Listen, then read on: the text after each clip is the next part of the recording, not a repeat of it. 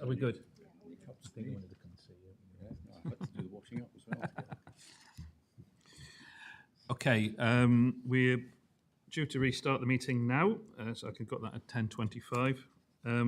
And moving on, we're also being asked to approve the minutes of the annual meeting of the 8th of June as an accurate record. Once again, I will ask if any member wishes to raise a question on the accuracy of these minutes only. I see no objections, so we will take the minutes as approved unanimously. An updated action log was included in the published papers. Are there any questions on this, or can we take it as noted? Okay. No, fine. Okay, so item 1.3 is petitions. We've received no petitions this time, so we will move on. Public questions is item 1.4. One question has been received this month from Roxanne Debeau, the Executive Director of CamCycle. A copy of the question has been published on the Combined Authority website and was sent to all board members last week. Roxanne, nice to see you. Would you like to join the table and share your question, please? You have up to 2 minutes to speak, and if you are still speaking at the end of that time, the Democratic Service Officer will let us know and you will need to conclude, please. Over to you.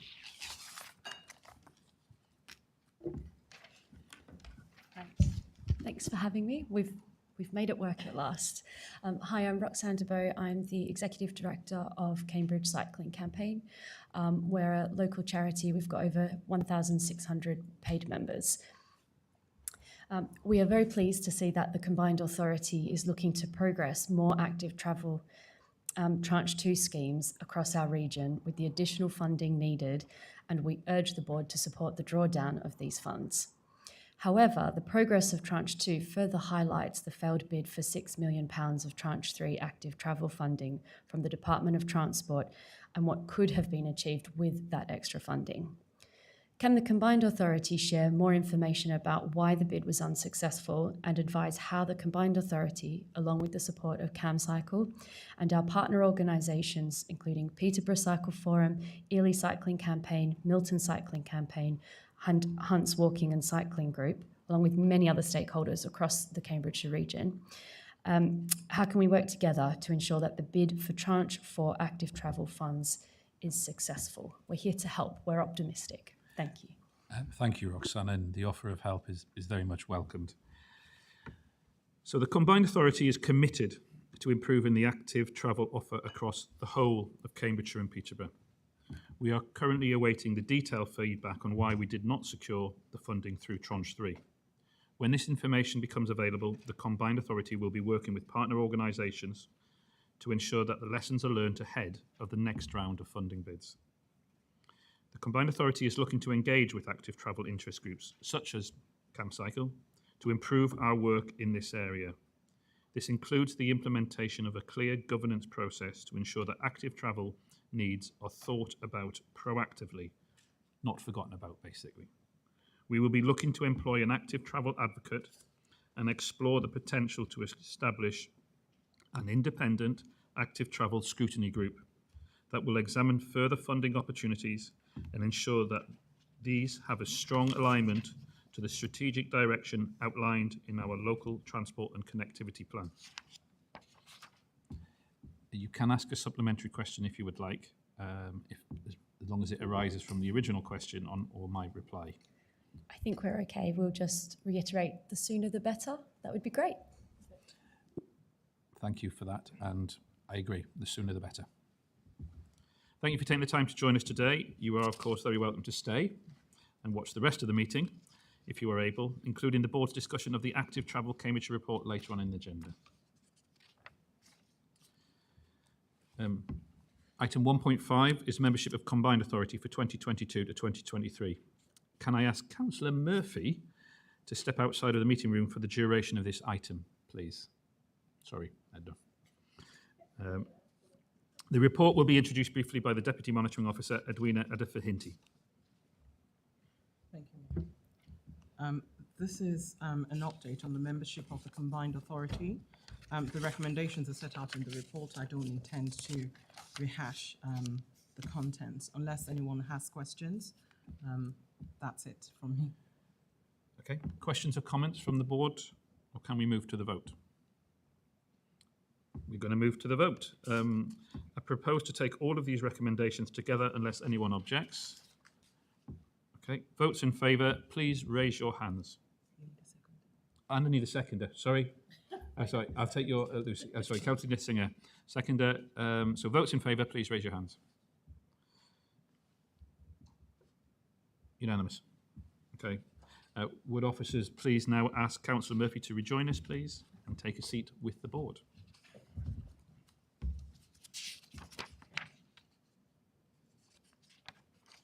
We'll be moving on to part 2, which is finance next.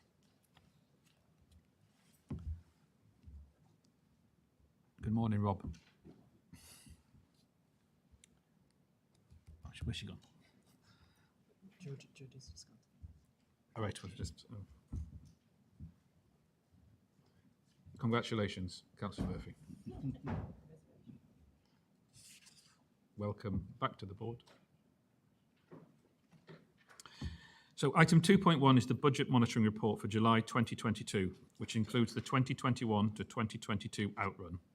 Rob Emery, the Chief Accountant and Deputy Section 73 Officer, joins us to introduce the report.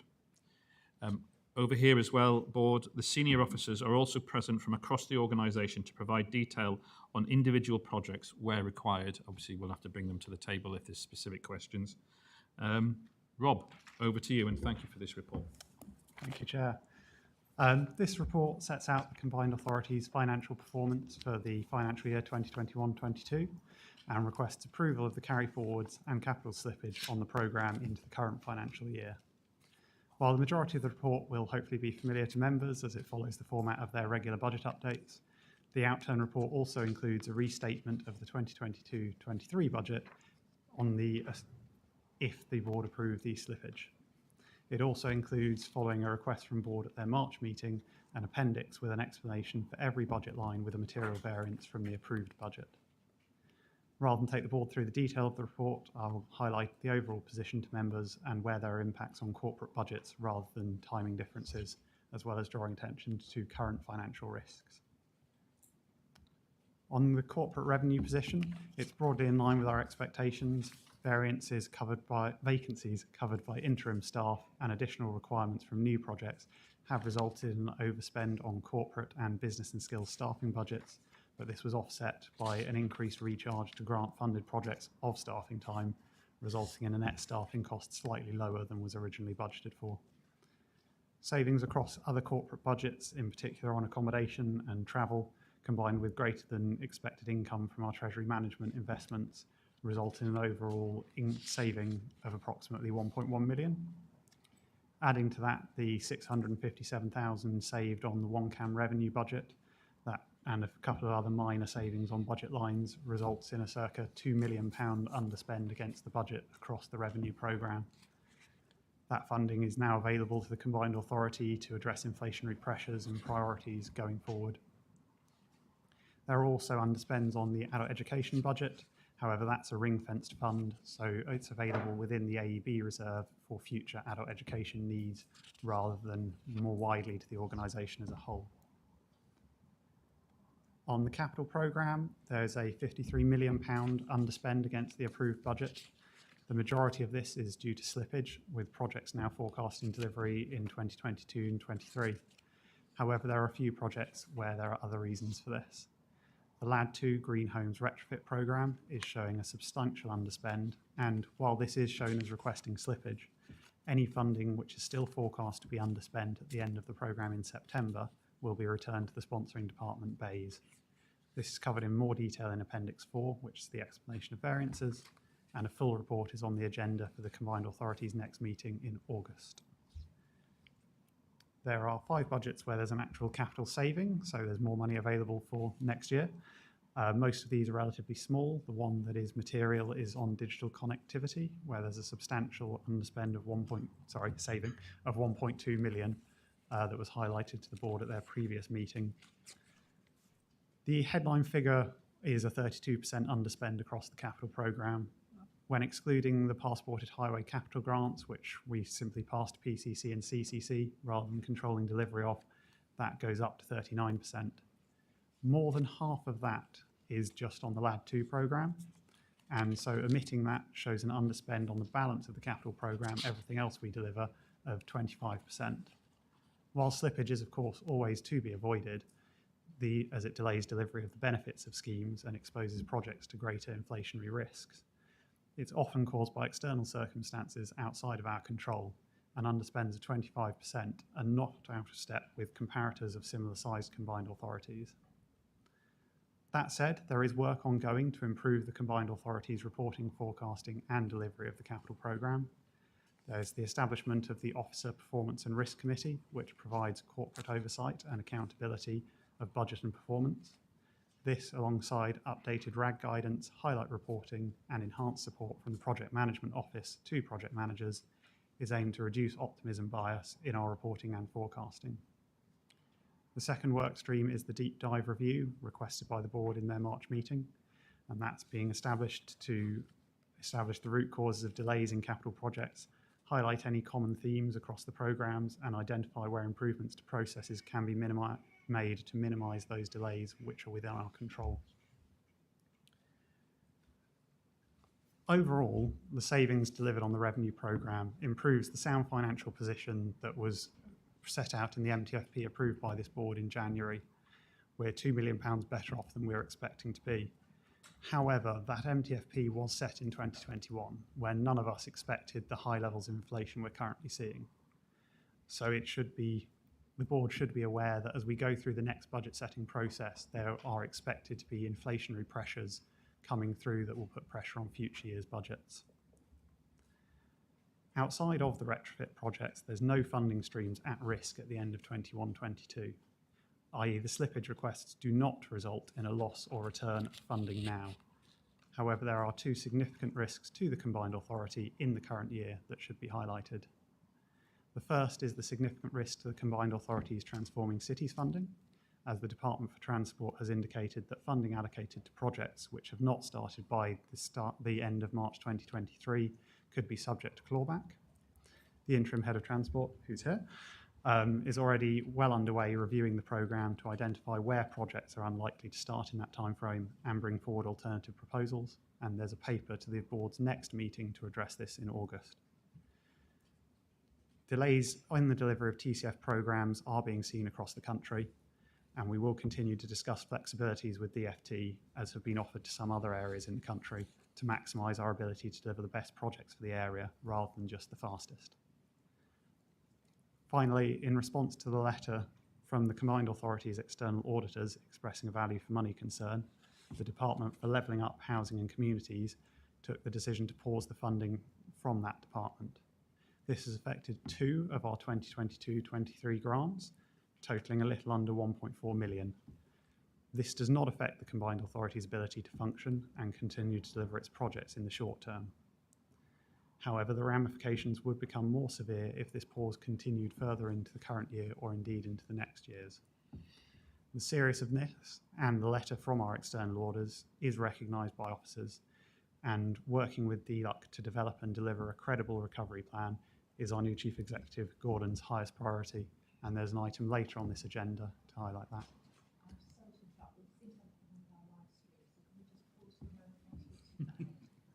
I'd also just finished talking. So. Dress rehearsal. There was a comment made that we had a problem with the live stream. Have you had that come in or something? It's definitely working. It's right. Robert, that was excellent.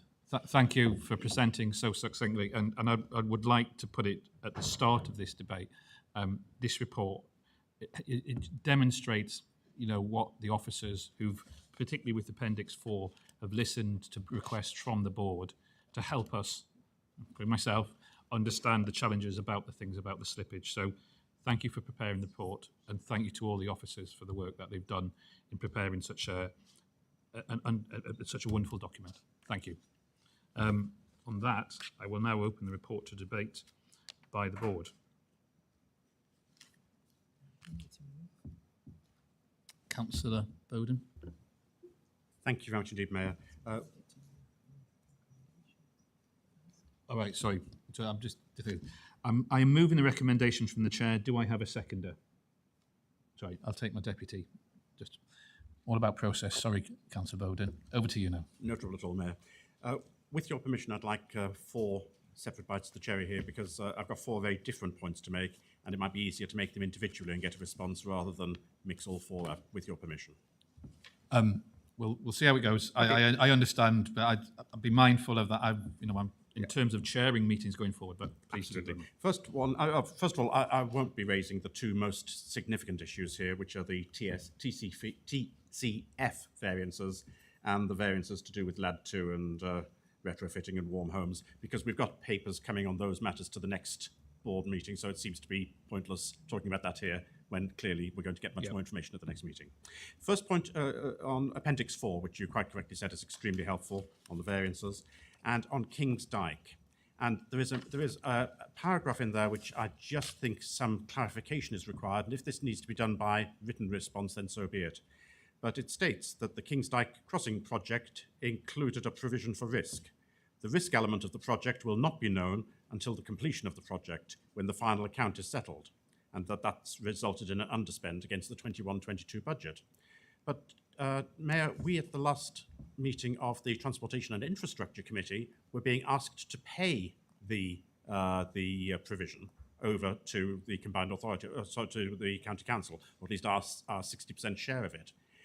Yet here it's stated quite clearly that the amount of the risk which is required won't be known until the completion of the project, which won't be at least until December. So perhaps we could have some clarification of that. And if that needs to be in writing, then so be it. I will ask the transport team to give a written answer to that. Thank you. Second item is the next item down, number 15, the March Area Transport Study. As you can imagine, one which is dear to my heart. And I just want a correction made here so that there's no doubt whatsoever what the situation is. There was, in fact, as can be seen from the numbers, a credit variance of 2.493 million, not, as is shown in this report, a debit variance of 2.493 million. So that figure, the right-hand side under variance should be in red and should be minus 2.493, not in black and positive. If that change could be made, I'd be really grateful. I can see a nod from Rob, so absolutely. Thank you very much indeed. My third point, I'm getting through these quite quickly. The third point is on item 17 on Surham Station. And I'm a little bit unhappy about this. Now, I shouldn't be unhappy in the sense of what's been delivered and how it's been delivered and the speed with which it's been delivered. Absolutely superb. It's the accounting treatment of it which I'm just concerned about and would like to flag up. And that is, I'm not so familiar with this concept of negative slippage, which is what is being shown here.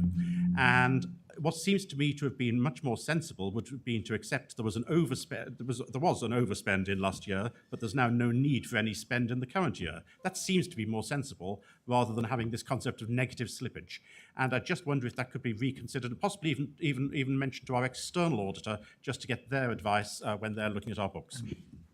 When in doubt, ask the money men. Do you want to come back on that, Rob?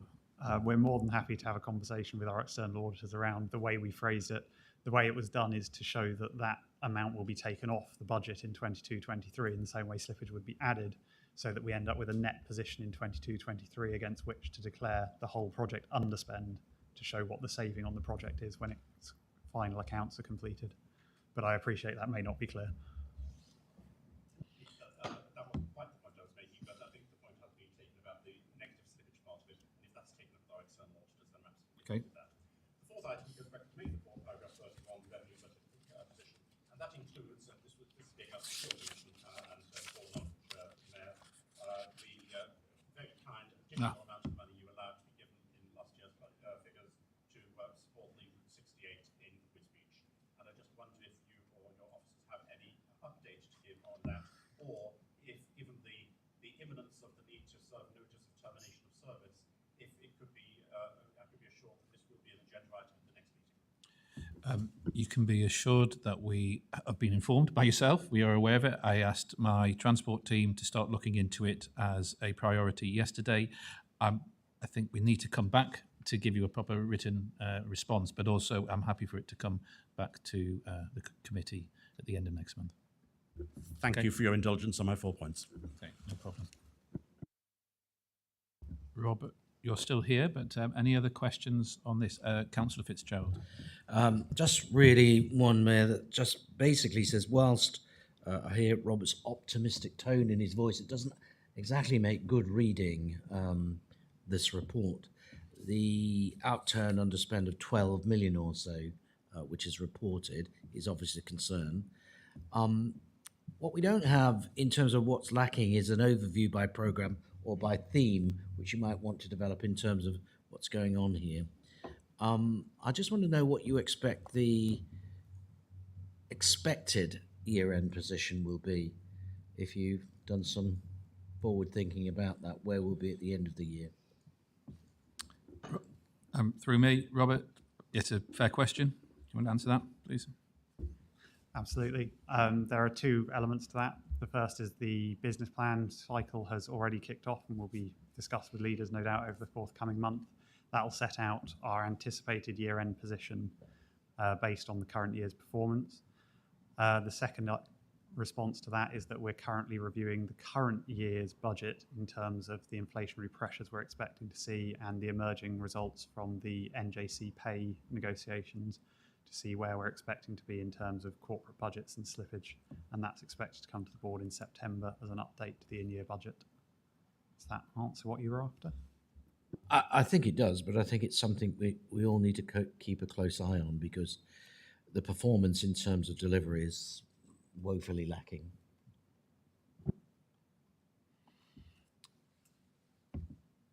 Councillor Conboy. Thank you very much, Mayor. Can I thank you for a very clear and succinct report? It made it very easy for everybody to understand. I really welcome the fact that we're going to have a sort of lessons learned on some of our underspend projects. Might we also have a very clear, succinct report that we can share with our member organisations? Because I know that I've been asked that question at Huntingdonshire District Council. I think some of my other colleagues around the table will have been asked that question. So I think something that we can provide, which is a brief explanation alongside the board paper or as an annex in the board paper, would be very welcome, just for clarity, so that everybody gets the same information in a very easy to understand format. Thank you. Rob, a challenge to us. Can we provide more information for our constituent councils in summary form? Sorry to clarify, that was a request for a clear shareable option when we bring the report on the underspend deep dive. And yes, absolutely, we can do that. Is it possible we can do it on this paper, on reflection? Can you provide something going forward? Mayor, if I may, not for this paper, but Right. when it comes back, that the clarity you gave us today and in the report was fantastic, thank you, but something that is easily shareable so that everybody has the same information in a very easy to understand way would be much appreciated. Okay, thank you. Lucy, you. Councillor Ness-Singer. Yeah, sorry, I'm wondering whether to ask my question or not, but I will. So the first thing that I think it's important to say is that I think we're all around this table aware of the concerns around the LAD2 programme and taking that very seriously, and it is important to make it clear that that's the case. My second question is on capital slippage more generally. I know that capital slippage is not an uncommon feature of capital programmes, and that at the County Council, when we're doing our budgeting, we kind of try and make estimates about how much slippage is likely, and obviously it changes a little bit because you can't predict what's going to happen exactly in a major capital programme. Does the Combined Authority also have an expectation around how much slippage is likely when it's doing its budgeting and planning? It seems to me likely that many organisations are going to have to review those slippage expectations. So will that be part of the work that you're doing when preparing this year's budget? Over to you, Robert. Yes, I think you're referring to, well, it's not called the capital slippage budget, but the County Council has one. The primary point of it is to reduce the amount of borrowing the organisation does and thus save borrowing costs. The Combined Authority doesn't currently have any borrowing, so it's not seen as higher priority because it's not based on the forecast of any particular project. It's set as a corporate level as an estimate over the whole programme rather than individual projects. That said, if we did implement it, it would improve our cash flow, or it would change our cash flow projections and might increase our treasury management income. So it is something we have been considering and will continue to do so. In terms of how we are forecasting, we do a project by project forecast outturn on a bi-monthly basis as part of the budget monitoring cycle that's reported to each board meeting, that should show on individual projects where we expect the slippage to be, but we don't take a corporate whole program review. We go down to the individual project level. Yeah, come back if you want, Lucy. So I completely take your point about borrowing, but actually there are other reasons why it might be worthwhile to do that in terms of what you can actually program into your program on the basis that if you expect everything to be spent exactly the year you're expecting it to be spent, you can only spend X, whereas actually if you know that a certain amount of it is going to slip, you can spend X plus whatever the certain amount is, and you can have a program which is a little bit more ambitious. And if we are expecting that to be the case, then I think it's worth us considering that very seriously. I mean, at the moment, we're not even managing our current ambitions. However, in the future, it would be sensible to do that. Any further comment, Rob? I think that's an entirely fair point, and we can reflect that in the business planning as we go forward for next year. Thank you. Oh, Councillor Bailey. Yeah, just one quick question on the staffing costs. We recently agreed a reduced remit for the housing team based on, reduced responsibilities and ability to be involved in housing agenda. We've still got a significant team staffing cost on the books, and I just wondered when we might be seeing something coming back, or whether that's forming part of on new interim CEO's work in reviewing the staffing structure. That would be helpful just to understand that. Gordon's indicating that he would be happy to answer that. Yes, thanks, Councillor Bailey. And when we get to the improvement report, you'll see and know that one of the things I'm seeking to accelerate is the settlement about the longer term permanent structure, and in that exercise then all the different factors and issues be taken into account. I thought you'd had four. Do you want another one? Thank you very much indeed. Well, it is a debate, Mayor, and Councillor Netzinger raised an issue which I think is of such fundamental importance that it's worth being reinforced. And that is that she is completely correct, of course, from experience. Capital programs in public sector organisations all over the country are absolutely notorious for slippage, and also, for that matter, for going over budget.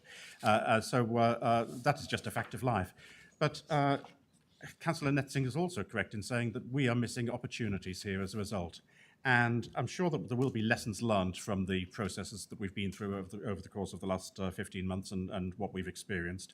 But the danger is that they don't actually end up influencing the next stage of decisions that we ourselves have to make. And the next stage of decisions we have to make in this cycle is talking about next year's budget.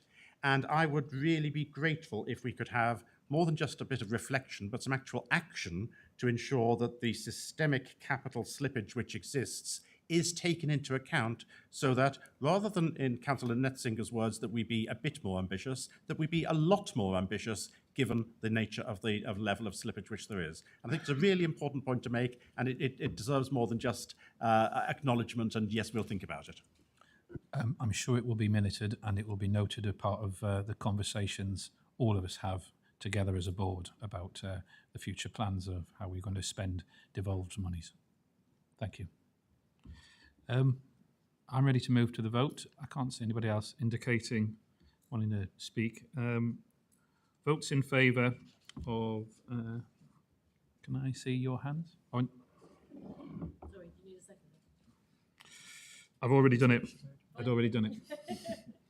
So all those in favour? Those in favour. Votes against. Sorry. It was unanimous, wasn't it? Okay. Unanimous.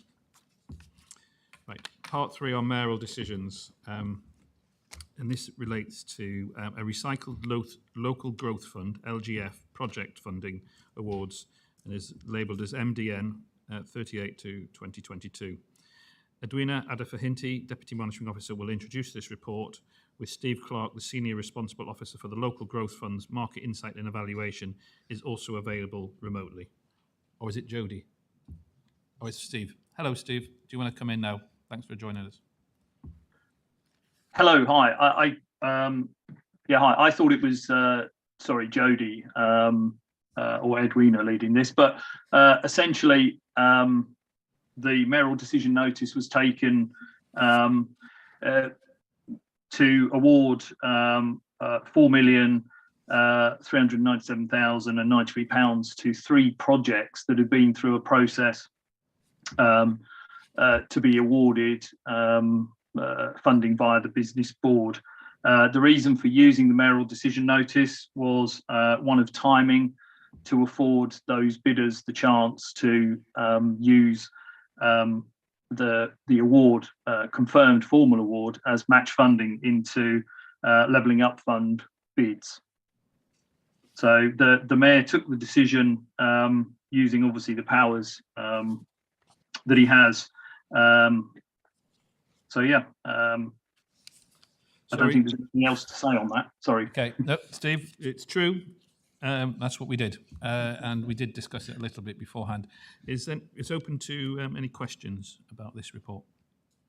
Councillor Bailey. Just a very minor comment, and just to say thank you. It's nice to see the mayoral decision notices coming forward properly as per the process, which I hope is as a result of my request previously. So it's good to see them properly on the paperwork. Thank you. Thank you, and thank you for the team. Oh, sorry, Councillor Nissinger. Just a very quick comment to say that actually this is a good example of when a mayoral decision notice was used in a really appropriate way, and it's just worth noting that there are times when a mayoral decision is absolutely the right thing to do, and this is an example. Thank you. Okay, we've taken that as noted. We're moving on to part 4, which are not mayoral decisions, they are the board decisions, so combined authority decisions. Item 4.1 is the improvement framework. This key decision report was added to the forward plan on the 19th of July under general exception arrangements.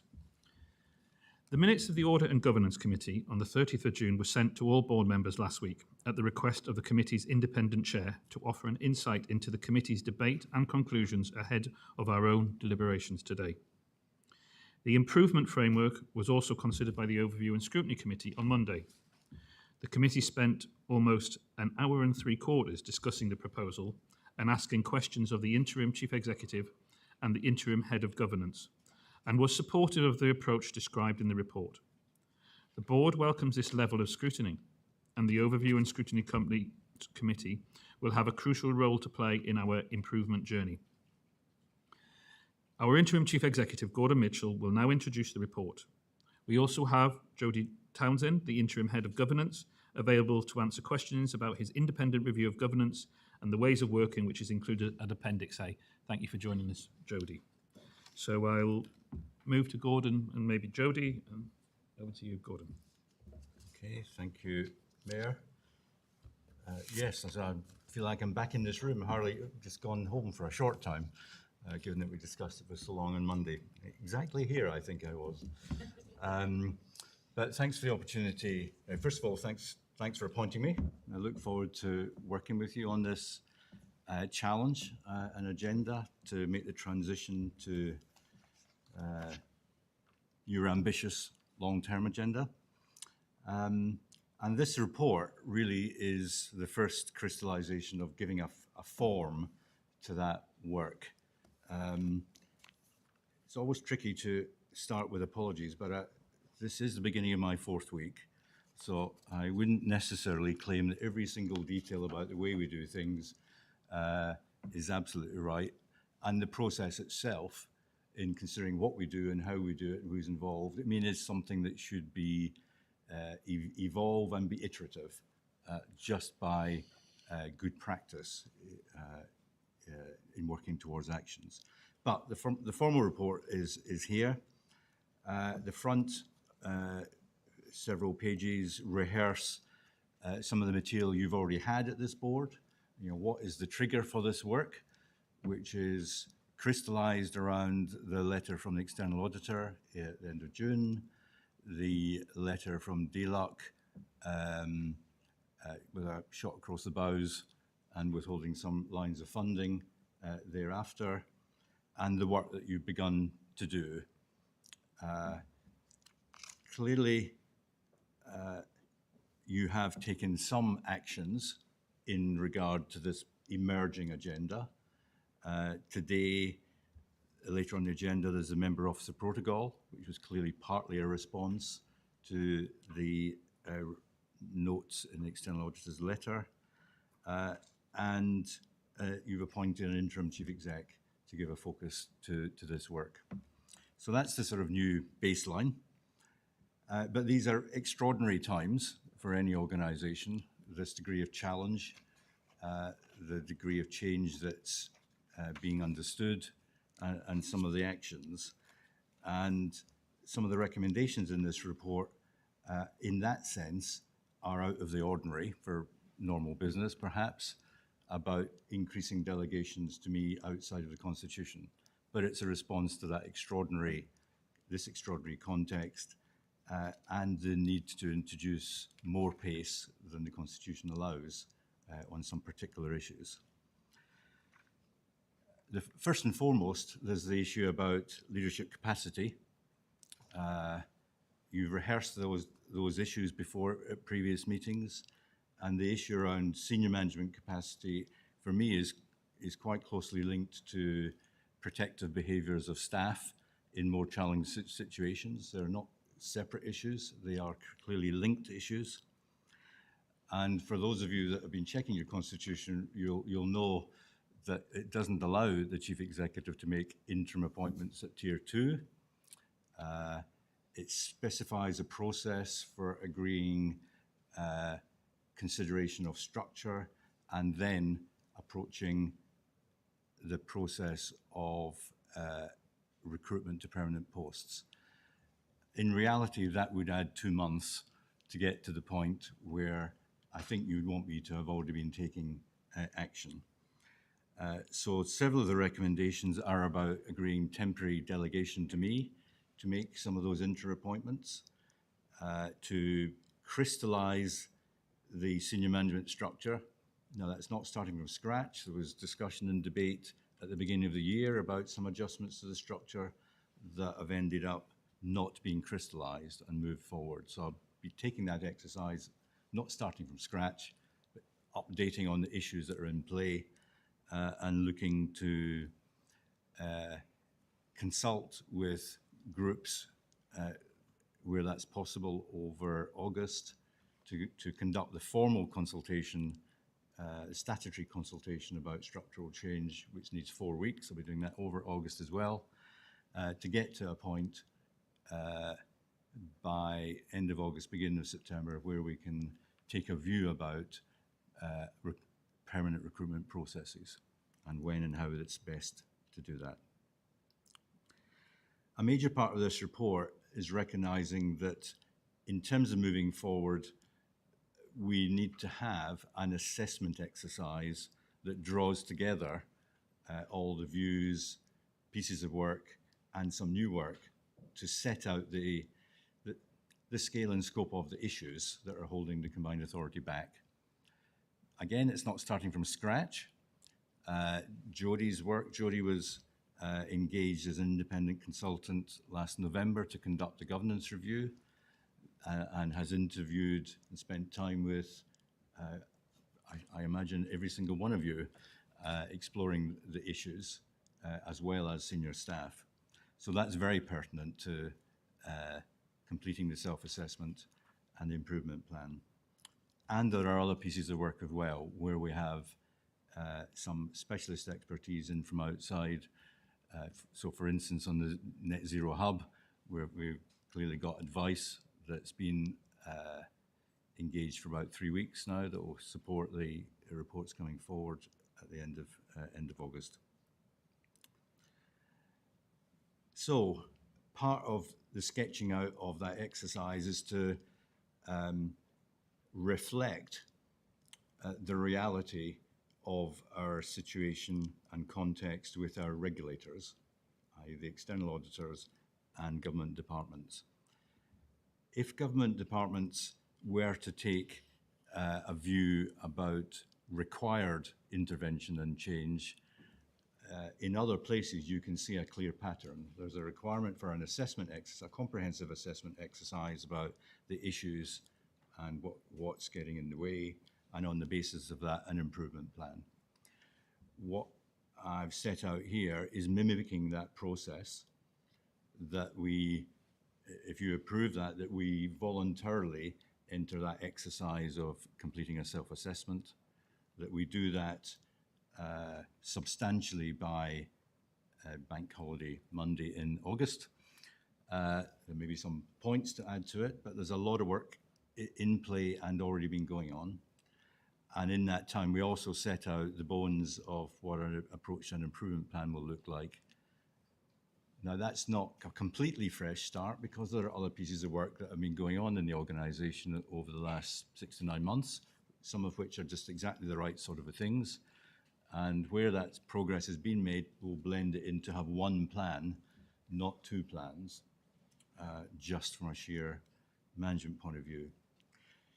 So a second reason for this paper coming forward is for you to be clear that you recognise the scale and scope of the issues that need to be embraced in that self-assessment and therefore plan, and that's the basis of, that's my commission, if you like, for moving on this work over the coming weeks. The third element is about funding. There will be costs associated with this exercise. Should government departments require any form of intervention, they will be looking for us to pay for it.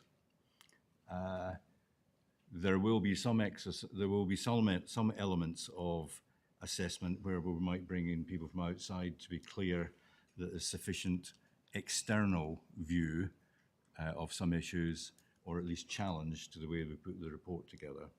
And there may well be some pieces of work to use in the delivery of the improvement programme. So fortunately, the authority already has a fund, the response fund, that is in the budget to be able to react to issues in year that are unforeseen.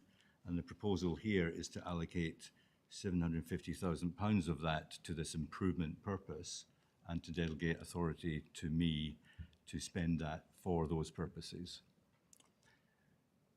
The undertaking you get from me is also to report back to each board on progress so far, and as the plan crystallises, for that to be clear to everyone. I mean, clearly we should do a range of things outside the formality of board, but proper governance would say you need to be able to see that, challenge it and check it. And then finally, as the Mayor said earlier, this report I haven't just been sitting in a room somewhere sketching this out. There have been various drafts of this. The chief execs of your local authorities have had a chance to see earlier drafts of this, and a range of the comments have been able to be blended into this. And as the Mayor said, I had the pleasure of being at the Overview and Scrutiny Committee on Monday, where I thought there was a really excellent display of what an Overview and Scrutiny Committee can do with a substantive item. I think almost everyone at the meeting spoke, either comments or questions.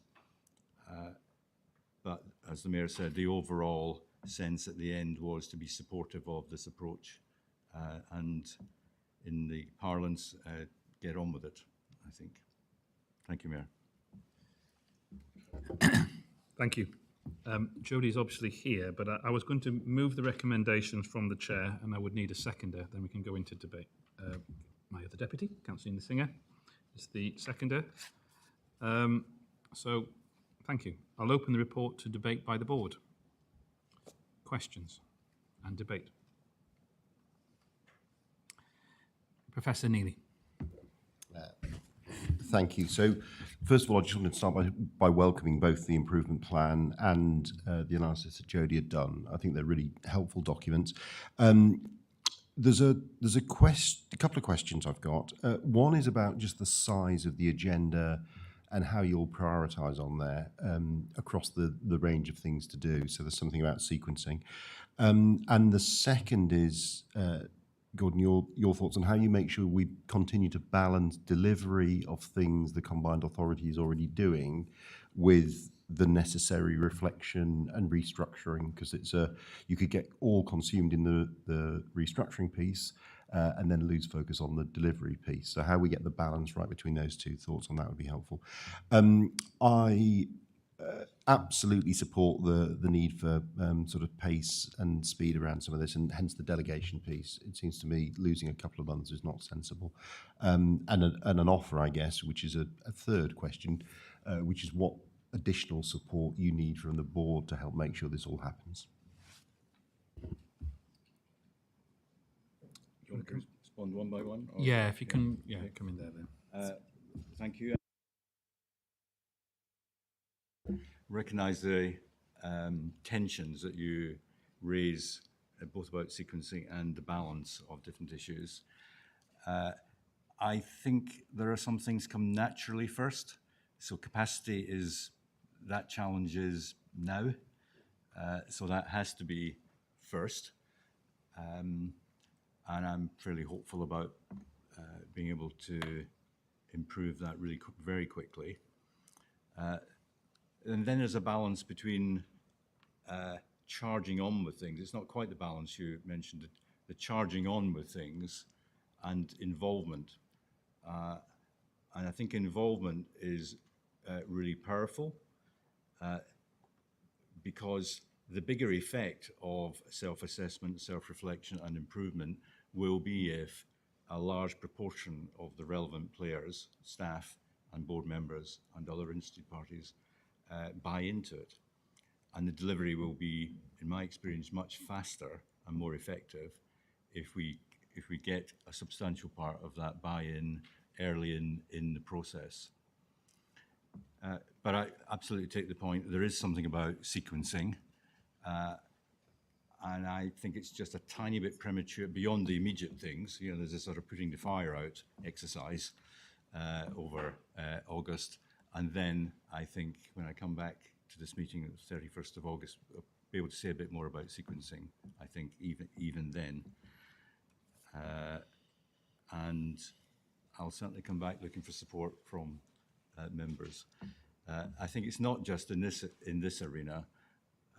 There will inevitably be a range of things that need to be worked out as discussions with and through you, and that part of this will be about facilitating that, about sharpening the focus on common purpose, some of the issues around relative priorities, some of the issues about ways of working that can't be imposed on you. We can take documents off the shelf from other combined authorities where they've already done that type of a work, but actually if you don't own it, then it's a bit false. And so there will be a need for you to be prepared to invest some time at some points into those sorts of discussions. Councillor Bailey. Yeah, thank you very much. And I want to add my thanks for these two pieces of work, one of which carried out by Jodie, an incredibly comprehensive piece of work over a long period of time, incredibly detailed review. And thank you for the opportunity for the very detailed discussions that we had, which are clearly reflected in the document. So thank you. It's been a long piece of work, and it, I think that's reflected in the very comprehensive report we've got today. The number of recommendations are daunting, but and I do think they have to be prioritised in some way, and some timescales around all of that. In terms of the improvement board work, that's been a very rapid piece of work, but nonetheless still impressive. I put a number of questions to Gordon yesterday, so thank you for the responses on those questions, Gordon. I think two or three of them remain, but we won't raise them today. I'll just, I'll come back, but thank you. Yeah, something like that, 7 out of 10. But thank you for the responses. So I just got a few points to make about the improvement board and a few points about the governance review, but I absolutely welcome all of it. I think there is a large elephant in the room. Well, there's two main issues. One, is we are suffering with a lack of overall strategy and policy direction. That is reflected in both of the documents, really. And if you haven't got that, then you can't have detailed policy and detailed projects that follow from your strategy and your plan, and that gives rise to, and I think it's reflected in the governance review, people retreating into their own geographies and trying to get what they can for their local areas. And I think that's absolutely right. So I think the quicker we can prioritise that work, which will be a galvanising piece of work, the better off we will all be. And I think it will move it away from where it is currently sitting, which is an officer-driven organisation, and that's what it feels like at the moment as a board member. The elephant in the room is obviously the outstanding investigations into the whistleblowing complaint, which was submitted in October last year, and that, unfortunately, that has been hanging over this organisation for a very long time. It's not something that you can put a deadline on. I appreciate that, but it is difficult while that's hanging over the organisation, and I do think that needs better referencing in some of the documents. So for me, there's a table in the improvement board paper, and I think it's on page 84. It's quite astonishing to me that the whistleblowing complaint doesn't appear in line 2 of that table on page 84. It has to be referenced in there because it's a significant part of what that line is talking about. And I think, some of the paragraphs in the paper don't properly reference the main concerns that were put forward in the Ernst & Young letter, which, were arising from, the behaviour of the Mayor's office and the whistleblowing complaint and the ongoing investigations that are absolutely key references in the Ernst & Young letter. And I don't think that's properly reflected. But I've got absolute confidence in the new CEO and the senior officer team.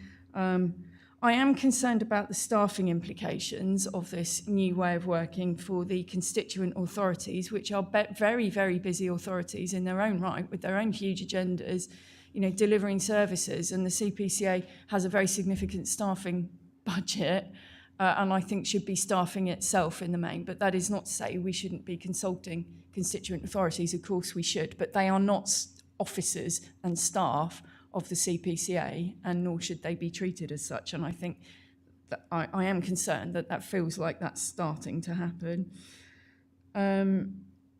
This is a very large and unusual delegation that we're being asked for. So, but in the context of a fairly large amount of money being suspended from this organisation currently, but this is the way to getting that money back. So I absolutely support it. But I was pleased to hear what you said, Gordon, about regular reporting back. I was going to ask, because I couldn't see it in the paperwork, for what will be done to report back regularly on your activity, where you've got to, the timescales and the spend.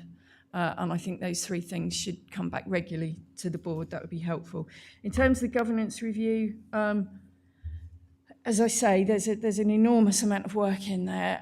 It feels a little bit daunting. I think it would be incredibly helpful if there was a response from the officers of the organisation, because when Jodie was here, he came as an external pair of eyes to do this governance review, and I think it would be helpful for the organisation to respond and to think about how it can prioritise those recommendations in the context of the improvement work, embedded in the improvement work. I'd just like to understand, some of them can be done really quickly, I think. Some of them are huge bits of work and much more fundamental, so I'd like to understand how we make sense of that and make it happen. For me, it feels like it could take at least a year to implement, and I don't know. From it, what I'm not really clear from all of this is quite how this will speed up policy development and decision making. That is not clear to me in the documents, and I think we need to do it well, but I think we need to speed that up, and it doesn't necessarily be reflected in the paperwork as to how that might happen. So I'd love to have some comment on how we think that all of this work can make that happen. And otherwise, thank you, and I support it. Thank you. I'm going to go ask Jodie to make some comments because you haven't come to the table. I'd appreciate the acknowledgement of the huge amount of work you've done, but maybe address some of those questions from Councillor Bailey, and then when you've finished, I'll come back to Gordon. Thank you, Jodie. Thank you, Chair. And thank you for your comments, Councillor Bailey. So yeah, accepting obviously the numerous recommendations in the report, and some of them are obviously relating to culture and some quite big changes around obviously strategic planning, etc. But you are quite right. There are a number of elements in that report that can be picked up very, very quickly. Conversations have already begun with business areas across the combined authority, as well as hopefully they'll be raised as well at the Chief Execs group. And we have already had conversations with our county council colleagues who provide the SLA for democratic services about some of the process elements and how we can all work together. I think the process points are things we can pick up immediately. There are some clear improvements that we can deliver, I would say, very, very quickly within a matter of weeks.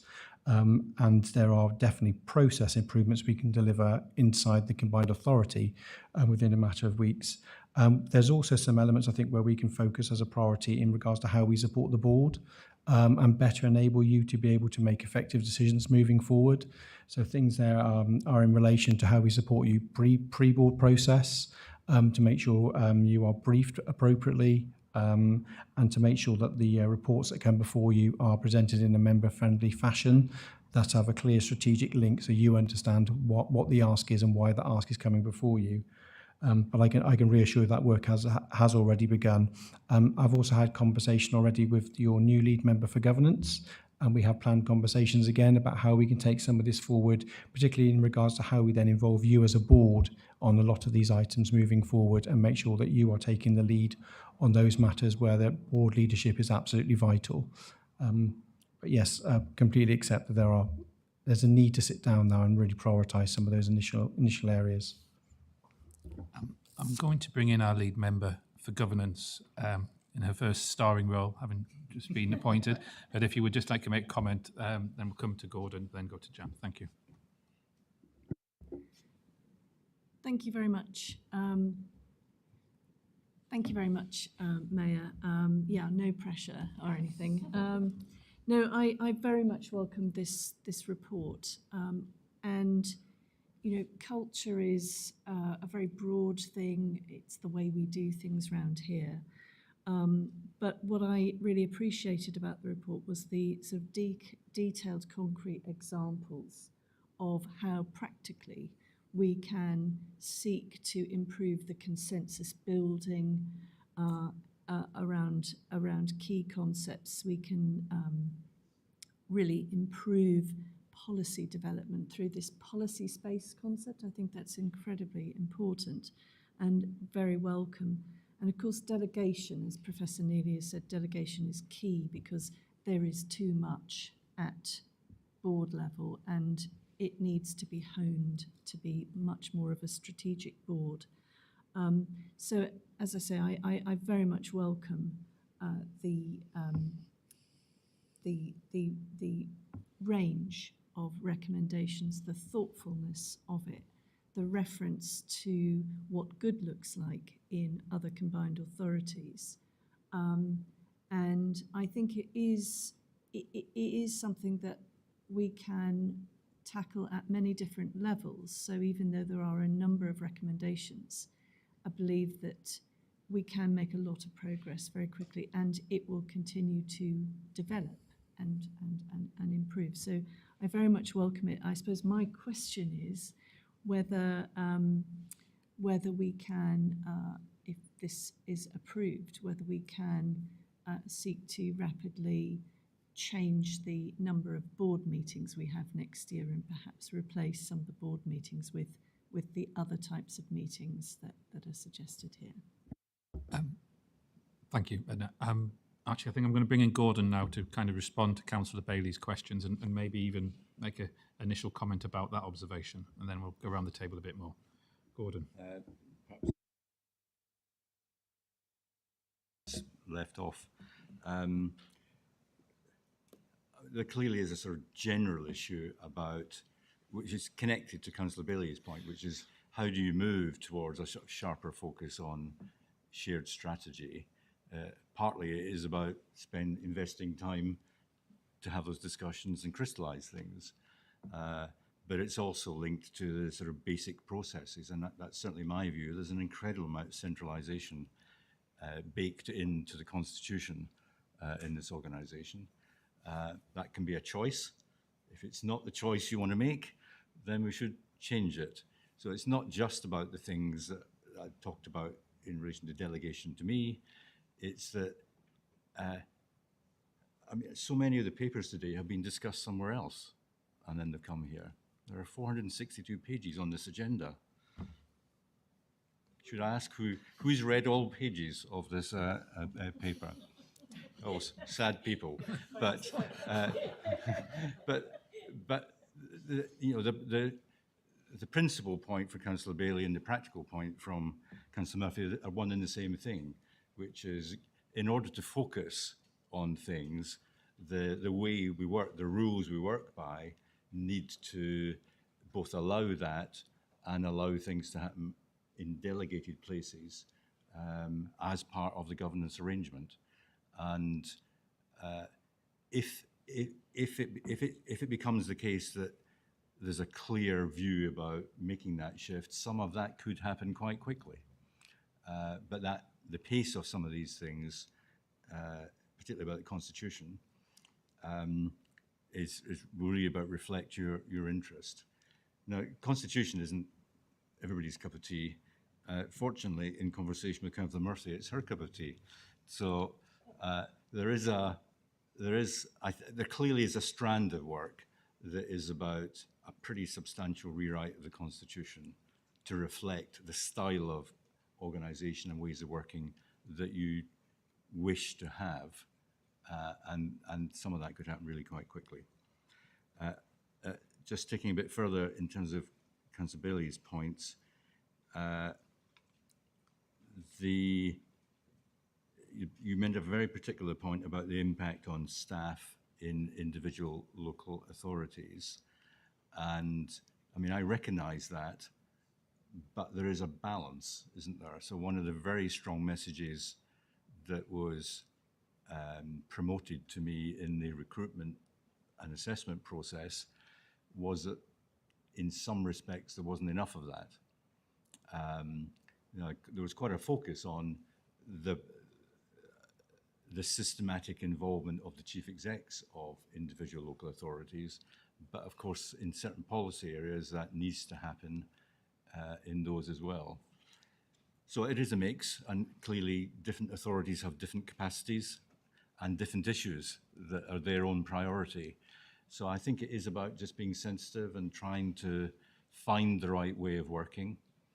And it may even be, just to take a jump into another aspect, it may even be that rather than having posts that are doing the same job in 3 or 4 different authorities, it may be there are certain types of topics where actually we're sufficiently agreed about the agenda that actually that resource could be shared in a different way.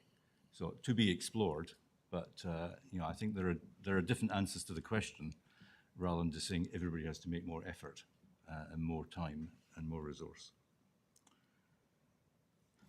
Can I stop there? I know there's other questions. There are a few people who want to come in.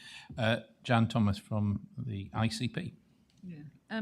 So just a couple of quick points, really. So I think this is really good, and this is really hard, actually. There's nothing on this that is easy. So I think we need to acknowledge that, look at the delegation amount of money, and I think, yes, that does seem quite a lot of money, but this stuff is hard and it's costs to do. So I would absolutely endorse that delegation. Just a couple of things which I think have already been brought out of the discussion, though, is that we have to work out how to simplify, because there are so many boards, and I'm not just talking about the combined authorities, but across health, local government, health and wellbeing boards. We think about the combined authority. There is lots and lots and lots of meetings, and there are lots of meetings scrutinising what the other meeting is doing, and that I think is really tricky. So I guess the question is what do you need from us to simplify this? even more. And that might not be a question for now, but it could be a question that maybe you could bring back in August, to the 27th of August, because I think that's a really key accountability for all of us. And then just the last bit is, it would be remiss of me not to mention the ICB in this as the stakeholders, because across the combined authority, my understanding with the Health and Wellbeing Board and with the new Integrated Care Board, there are 4 very clear themes and priorities that we have all already signed up on. And so I would welcome a bit of a map, really, on all of the things we've already agreed are strategic priorities, because I hear a lot in boards, we're confused as to strategy. Well, we're all a bit confused on all of our board strategy, because there are strategies and other people's strategies, and they end up quite a lot. So there is an instance where all of us have agreed 4 things, and I think we should keep reminding ourselves of that, because we could easily then go and do another 4 and another 4 and another 4, and that'd get quite confusing. I'm going to come to the left here. Councillor Conboy. Thank you very much. I wholeheartedly agree. The simplifying and the consistency. There's much here that is really incredibly welcome. There's lots of positive steps forward that I think will make it easy for all of us going forward. And I think my only reflection is that we have a challenge as a board in terms of our own capacity, because many of us sit on multiple boards. And so I think one of the things going forward is, if we are minded to agree this today, which I very much hope that we are, I think being clear about what we will need to provide in terms of time, resource and capacity, and a number of us will have substitutes, because that's the nature of the work that we're all engaged in. So I'm really looking forward to seeing that there is support around this chamber and the good things that will come from this, but keeping it simple, very much a welcome message. Thank you. I'm going to come to Councillor Herbert. Just a few brief points. Clearly the board's got a role, because we've got to provide leadership, and particularly at a time of such challenges, the backing that we give and which we're giving to the Chief Executive for the recommendations that he's brought to us is really important. So it's up to us to lead. I do think that we've underestimated our committees, and you could see from the work that Audit and Governance have done and the discussion at Overview and Scrutiny Committee on the improvement plan, that when we actually sit back and don't throw political barbs, this combined authority achieves a lot more.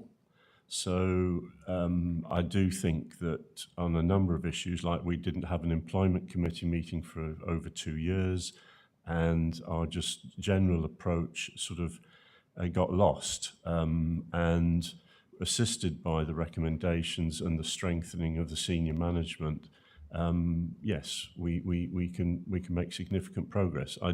I think both the point that Jodie picked up in the governance review and also Councillor Bailey picked up, that actually leading our way out also by having a clearer strategic direction for the next 3 or 5 years is also a way of us working together.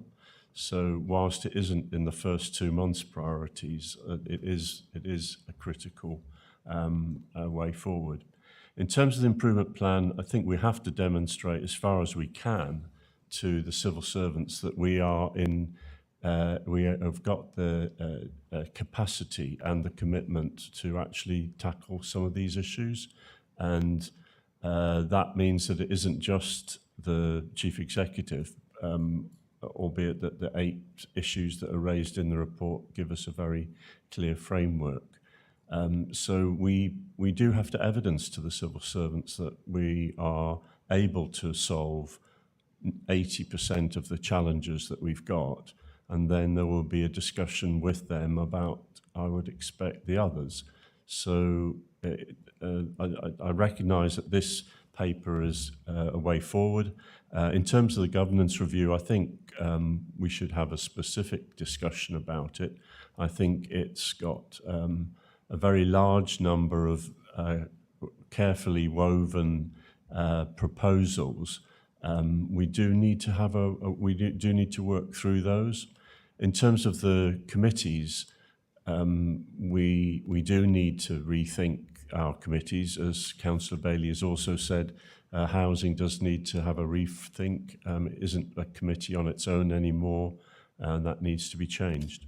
Probably finally, yes, we need to delegate to the Chief Executive the early work on senior appointments. We have been under capacity, and whilst we did discuss it earlier in the year, we missed the point really when we discussed it, that at that point we were completely under capacity and our staff deserve stronger leadership. But after that, we clearly do need to have a discussion led by the proposals from the Chief Executive on a new structure, because we do need to have a structure. The staff need to have their input.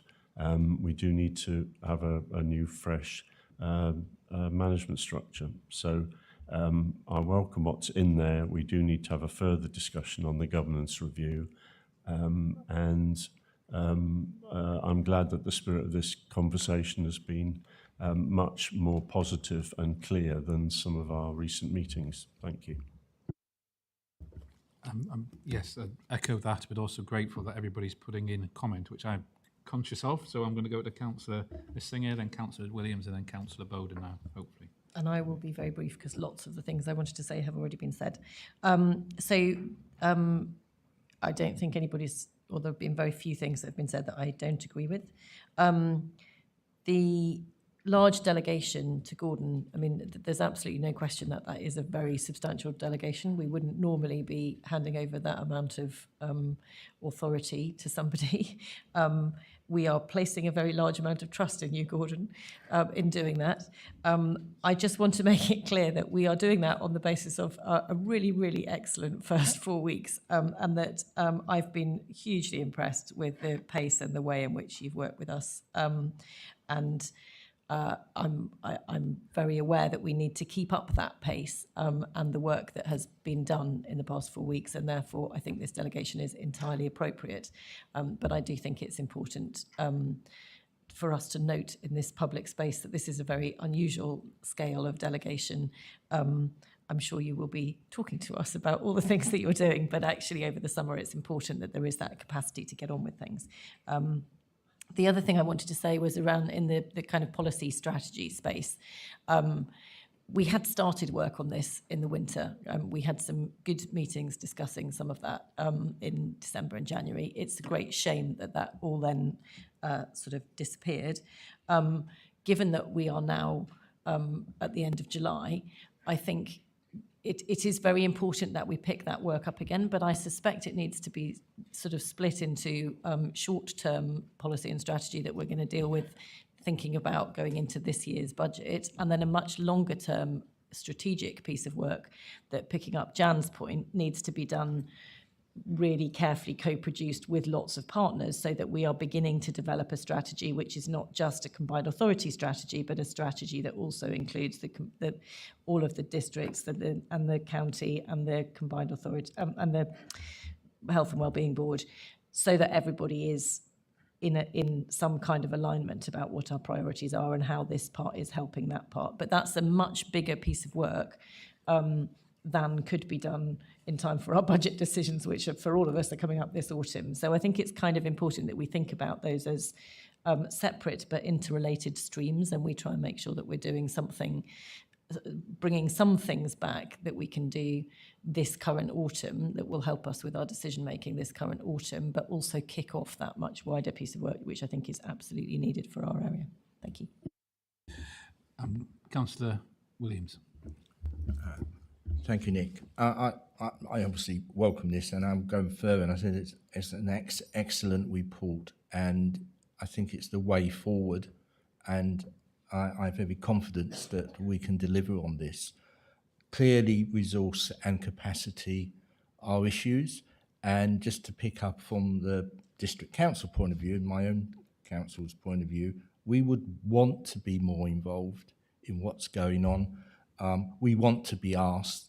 You know, we're an award-winning council when it comes to tackling climate change, and I know our environmental team I'd love to be involved and help the combined authority on that aspect of your strategy. But there is an enormous amount of resource out there with your partners that I'm sure you can tap into, because we are already doing some of this work that you want to do. Thank you. Very positive statement, I agree. Councillor Bowden. Thank you very much indeed, Mayor. This is, as Jan said, this is a very difficult paper with a lot of very difficult issues in it, some of which are not easy even to look at, let alone to resolve. And Councillor Bailey said that we're not moving quickly enough on everything here, and it's true, not everything is being solved immediately. And that's because there are just too many interlinked problems here for us to be able to address every single thing within the next month. It's just not physically possible. I don't think any of us around this room saw 12 months ago that things would deteriorate quite as quickly as they have over the last 12 months. And yes, maybe we were at fault for failing to anticipate that, but I don't think any of us did. And yes, efforts were made 6 months ago to try to resolve some of these issues, but some of those attempted resolutions were done without necessarily full knowledge of the facts. Now, the first thing one of the things that the interim chief executive said was that in terms of capacity, the challenge is now. Well, I don't think that's strictly true. I think the challenge has been for quite a few months, and we haven't risen to the challenge. And one of the reasons we didn't rise to the challenge is that I don't think the board as a whole, and maybe some individual members were, but the board as a whole wasn't aware of just how bad things had become within the combined authority.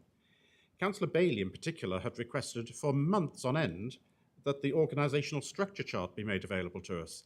It took an enormous amount of time and repeated requests for us to be given an organisational structure chart.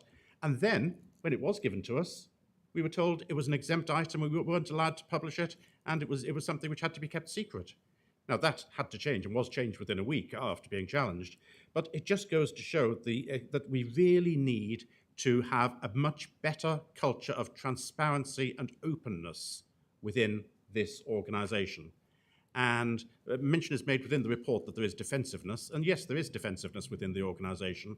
We have to recognise that fact, and we have to understand that if we are to move forwards in a positive way, there needs to be more transparency, there needs to be more openness, there needs to be more honesty. Now, the delegation which is being made, or being proposed to be made, to the interim chief executive is exceptional, absolutely exceptional. And I think that we wouldn't be fulfilling our function, in fact, a few members already have done, if we didn't acknowledge that this really is quite extraordinary, what is being suggested.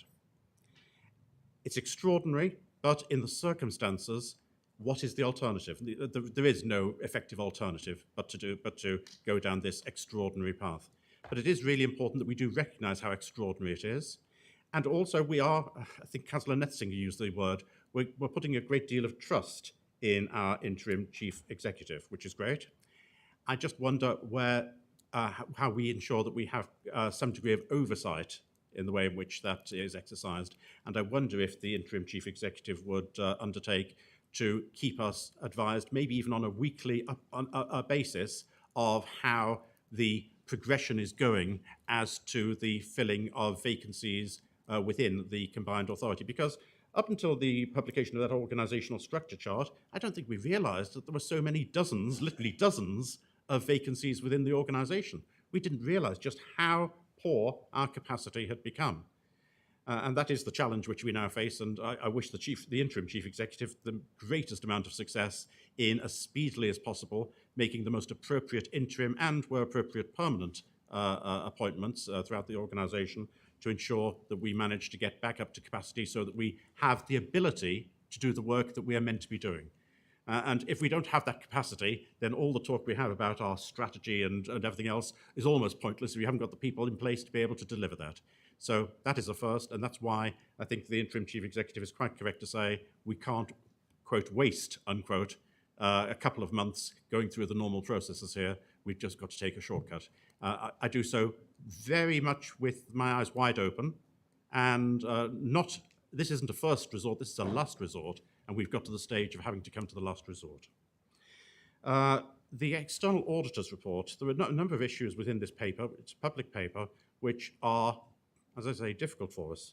And one of the things which is mentioned in here was the external auditor's letter, where he made the point of the, as a matter of utmost importance, I think the phrase was that he used, that it was necessary to ensure the safeguarding of staff. He used the word paramount importance. And my question to the interim chief executive, if we are to avoid continuing staff turnover, and even since that letter was written, there have been further members of staff who are no longer with us now, I understand. But if we're to avoid staff turnover, and if we are to address that issue of paramount importance, I just would like a few extra words, I think, from the interim chief executive about how he is ensuring the safeguarding of staff, which I believe is really a very important point which has been now raised externally to us. I could go on at great length, but one of the points which has been raised here, I'm talking about difficult things for us to face. It's paragraph 3.32. It's point 6 of the information which is given here, and a phrase is given which really worried me because I didn't actually know what it meant. And it says the trust and respect between some senior officers and elected representatives has broken down. Now, I'm a member of this board, and I don't recognise that elected representatives comment. I don't see, and I'm not even sure which senior members of officers we're talking about here. And it's very difficult to try and fix something if you don't understand what it is said the problem is. I'm not saying that that comment is wrong. I'm saying I'm not aware of which, and it's a plural, elected representatives we're talking about, and for that matter, which senior officers we're talking about. And I think it is important, and it's certainly not appropriate in public for names to be said, although if my name's involved, I'm perfectly happy for it to be said. But I think that it really is important that we, as individual members of the board, in private, understand exactly what that statement means. And I would ask the chief executive if he'd make it abundantly clear who we are talking about here. Because if it is us as individuals, then I think that it's in private at least, it's absolutely appropriate that that be brought to our individual attention. I'll leave to that. I have a long list of things I could say, Mayor, but I do appreciate that I'm the last to speak in a shorter time. Thank you for truncating that. I'll come to you, Councillor Fitzgerald, but Gordon, do you want to respond to some of those questions? Certainly. On progress on filling vacant posts, I think the baseline is that you had a report late June about the state of the organisation, what was vacant, and where there were interim posts. There clearly has been some progress since then. I'll commit to two things. One, I've already asked for the activity about recruitment to be presented in a different way to me and to you, which is for all the posts, what is the expected timeline? Starting a recruitment process, anticipated interview, anticipated start time. So in a sense, to answer the question, how are we doing, it's how are we doing against what is a reasonable timeline is really one answer, not just numbers as such. The second is, I'll undertake to give you an update on where things are at over the next week, summarising that. Secondly, on the issue about safeguarding staff, it's first and foremost a senior management responsibility. I think some of the conversations that we've been having are about developing and clarifying that and beginning to clarify how any problematic concerns are raised and picked up. Those are difficult things in any organisation, but it requires nothing great happens if only one or two people do it. It actually requires a range of people to be prepared to call out any instances of poor behaviour or poor conduct, and for that to be done consistently. One of the pieces of work is about how we build that up. There's one thing, having a member officer protocol, actually you've got to translate that into behaviours and practice on a week by week and month by month basis. It's not a theoretical thing, it's a real thing about real personalities and places and events. I'll certainly take away the issue about trust and respect, and in some other places, in this sort of, when this sort of issue is being dealt with, sometimes there are either types of workshop or presentation of information. So often, when there are issues of that sort of attention, people have different perspectives and find it surprising how anyone else could have a different perspective. And so I think an exercise which is in some ways inviting different people to say what their perspective is, it provides steps towards, because I think the resolution of that is partly about hearing the reality of some other people's perceptions, even if people didn't mean it. Sometimes people perceive it, a challenge can be perceived as an attack. Well, it doesn't make it any less that, you know, the sense of being attacked doesn't get less because someone says, well, I didn't really mean it, you know. And so I think teasing out some of that is a way forward. Okay, I think. Councillor Fitzgerald. Thank you. Let me start off with a positive. Yes, Jodie, very good report. Excellent in terms of the time and effort that's been put into this. So I would be, and I've said so before, very supportive in the direction of travel towards improvement. But I did pick up a few things in the report which I see as key to resolve matters, both how the reputational aspects of the combined authority are perceived both internally and more recently externally, as the spotlight has focused on the business of the combined authority. I don't enjoy the adversarial nature of these meetings, and I don't like coming here for those reasons. But I come here because I'm duty bound to come here, because I have a responsibility to the electorate, both in terms of the county, in terms of my own residents. But I also agree with Chris, we have no choice in this really. We've only got one direction of travel and we're being forced down this road. So while these recommendations in this report is great, I'll reserve judgment as to whether any of it can be implemented or real change can happen, because there's got to be a sea change in the way this combined authority works. And I'll pull some things out of Jodie's report, and it's very relevant. It's about consensus. It's about relationships. And Mayor, it's about leadership. And quite clearly, particularly at 4.20, it's down to you to lead by consensus and get the support of the constituent leaders and members of this authority. And I would say publicly, you and I have never had a conversation other than the briefest, particularly more latterly, since the voting arrangements have changed at the combined authority. I don't think you've said more than hello.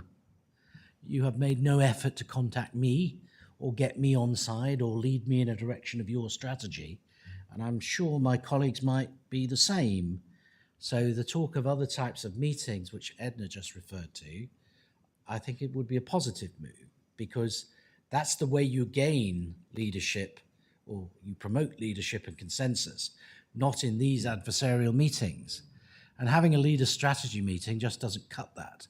So if we're not all on the same page, how do you expect to move forward? So I'm just flagging these things. Unless those things are changed, you can write all the reports you like, but we will be no further forward in 6 months unless relationships, trust, consensus, and leadership, and that's got to come from you, are fixed. That's all I need to say. John, you're the only one who hasn't spoken today. Do you want to, I'm obviously keen from a leadership point of view to make sure that everybody's voice is heard. Would you like to say anything? You don't have to, but it's just... No, I mean, obviously, you know, I'm aware of I'm only deputising for Darryl Preston, and as you know, I'm not at every meeting, although I try and come along to as much as I can. And I am aware of obviously some of the underlining problems, and I hope with our new interim chief executive we might be some way to getting those sorted out. But obviously I'll have to reserve my judgment on that. But thank you very much for the opportunity to speak. Okay. I'm going to suggest we now move to the vote, and given the importance of the report before us and the significance of the recommendations, I intend to consider them each in turn, including those which are for the board to note. So, A is to note the recommendations of the Audit and Governance Committee set out in paragraph 2.7 to 2.12 of this report and provide a response as requested. Those in favour? Is that unanimous? Okay. B is to delegate the authority to the interim chief executive for the recruitment and appointment of additional resources, including the interim chief officers and interim statutory officers as defined within the Constitution as set out in paragraph 3.5 to 3.15 of this report. Those in favour? Unanimous. C, to delegate authority to the interim chief executive to finalise the senior management structure of the authority as set out in paragraph 3.16 to 3.18 of this report. Those in favour? Okay, unanimous. D is to acknowledge the scope and scale of the intended self-assessment exercise set out in this report and recognition of the scale of the current issues facing the combined authority. Those in favour? Unanimous. E, to support the self-assessment exercise set out in this report and provide comment on its content, noting the intention to conclude this work and report back to board at its scheduled meeting on the 21st of September 2022. Those in favour? Unanimous. Allocate the use of up to 750,000 from the CPCA Response Fund to enable that money to be utilised on scoping, developing and delivering work relating to CPCA improvement activity and delegate authority to spend to the interim chief executive. Those in favour? Unanimous. To note the review of governance and ways of working attached at Appendix A. We don't need a vote for that, do we? We're just noting it. Okay. And then request that the board and the chairs of Audit and Governance Committee and the Overview and Scrutiny Committee receive regular updates on all improvement action. And that is a vote. So, those in favour? Thank you. So I'll just add, thank you for the unanimous votes on all of those options there. As you said, we are putting a lot of trust in Gordon, but I do not believe this is misplaced. I believe it is the right thing to do. I'd also like to say I'm grateful that we were able to curtail that at less than an hour and 3/4 compared to the Overview and Scrutiny Committee, but I am grateful for both the Audit Committee and Overview and Scrutiny do for this process and bring it to them. I would suggest that we take a comfort break for 5 minutes with a view to then maybe going through a few of the business cases with a view for lunch at 1 o'clock. Thank you. Okay.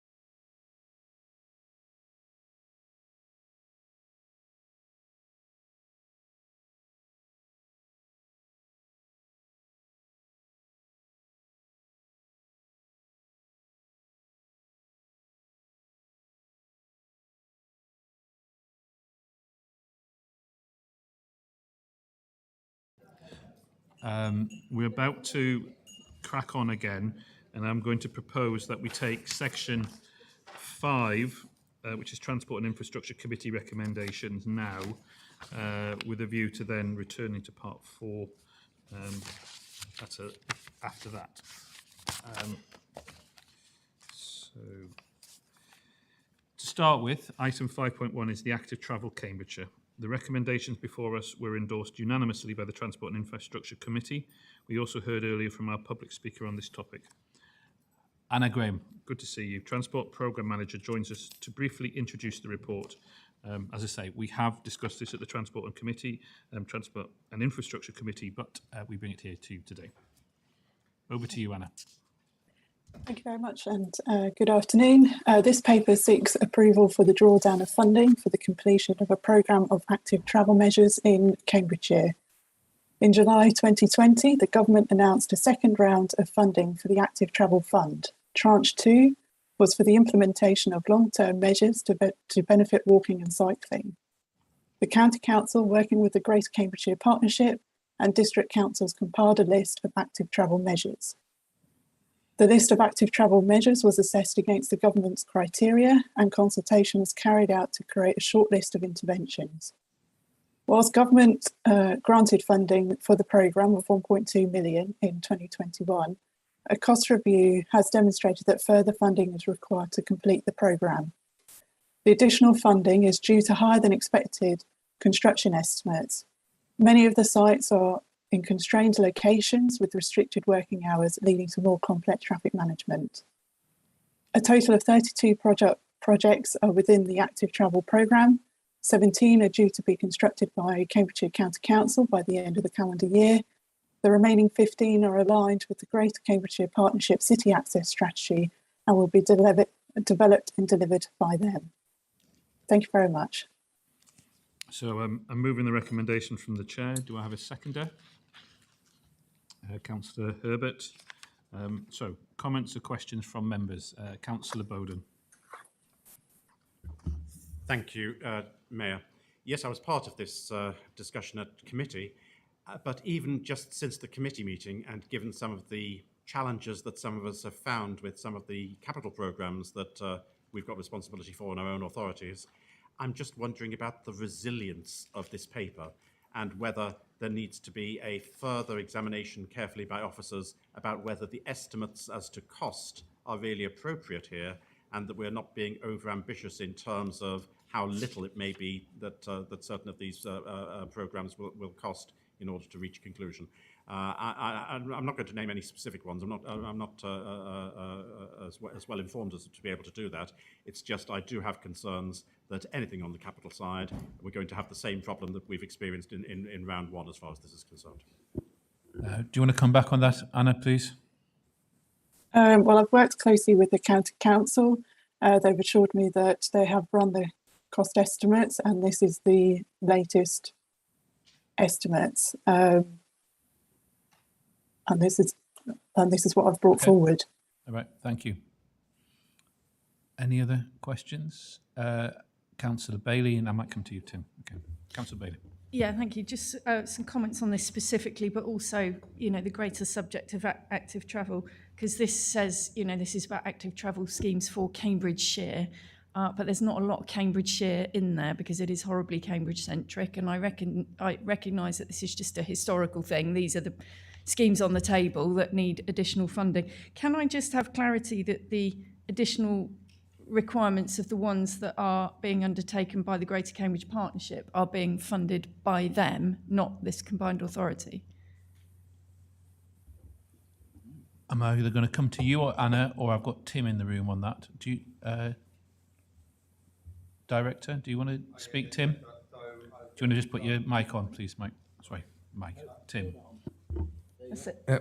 So I just want to touch on the point made by Councillor Bowden, and then I'll then move on to the one by Councillor Bailey. With regard to the programme management, we are looking at reviewing our list of schemes and our processes, and we're going to get a individual that come and have a thorough review of all of our schemes, and actually look at lessons to be learned, how we improve our processes, etc., alongside our cost estimates, etc., working with county and city council colleagues on those. So some of that work will be looked through that review. So hopefully that gives you some level of confidence, Councillor Bowden. In relation to Councillor Bailey's question, these are with regard to this split between GCP and county funding. I believe that these are schemes that are being funded through the GCP schemes will be funded through their funding pot. But I will take that away and come back to you with further clarity. Do you want to come back? Yeah, sorry. Yeah. Yeah, sorry, because I've it was just an interim question with the rest of what I wanted to say. Well, I think that's a bit difficult that we haven't got clarity on that here today. That makes it difficult for me to vote positively for this, because I would absolutely insist that the Greater Cambridge Partnership fund their own schemes. They have the money from government to do that. And the whole premise of that was that, the combined authorities money could be focused elsewhere in Cambridgeshire that didn't have the benefit of what was originally the City Deal labelled scheme. And I do just want to say that, this is very Cambridge-centric, this list. And active travel has been an incredibly frustrating process from the perspective of East Cambridgeshire, and I suspect some of the other districts, because of the nature of the criteria that were required to be met with in order to get a benefit from the scheme, which in a rural area like East Cambridgeshire is incredibly difficult, because we've either got in a central Ely, Soham, Littleport, tiny roads where it's very difficult to take away highway space unless you start one-waying everything, which we had understood from the County Council. There was going to be a scheme in active travel too to look at one-waying Ely and Soham as two of our central market towns. But that didn't happen. I don't really know why. And trying to do anything on our rural roads that connect our rural communities is unbelievably difficult. You cannot take away highway space from rural roads that need to take agricultural traffic and all the rest of it. So trying to comply with LT 120 is a massive problem. And I think this Combined Authority Board, if it wants to promote active travel across the geography, needs to do something to lobby government. I know this is a hot topic in other areas across the country, and we need to say to government, look, there are examples. Of course we want high quality cycling and walking infrastructure. Absolutely, we want segregated schemes. But you've got to free up the funding criteria, and you've got to make the realities of LTN 120 understood in rural contexts, because it just doesn't work. And East Cambs has put its money where its mouth is, and we've funded 6 feasibility studies from our own pocket. We're the smallest local authority around the table. We've put a lot of money in because we believe in trying to deliver active travel. We've got our feasibility schemes back from Sustrans, and they are multi-millions because of trying to get them to comply with the various standards that just don't work in rural settings. So it is a nightmare, and I'm looking to you, Mayor, to take a lead on this with government, and for the Combined Authority Board to come together to say, look, if we want to deliver active travel schemes anywhere other than city centres and large town centres, then we've got to do more, because I just don't think our rural areas are going to benefit, which is exactly the areas that we need to be, trying to focus on. But I'm afraid, in relation to, if I can't get an answer now on the GCP, I think it's the responsibility of the GCP to fund their cost overruns.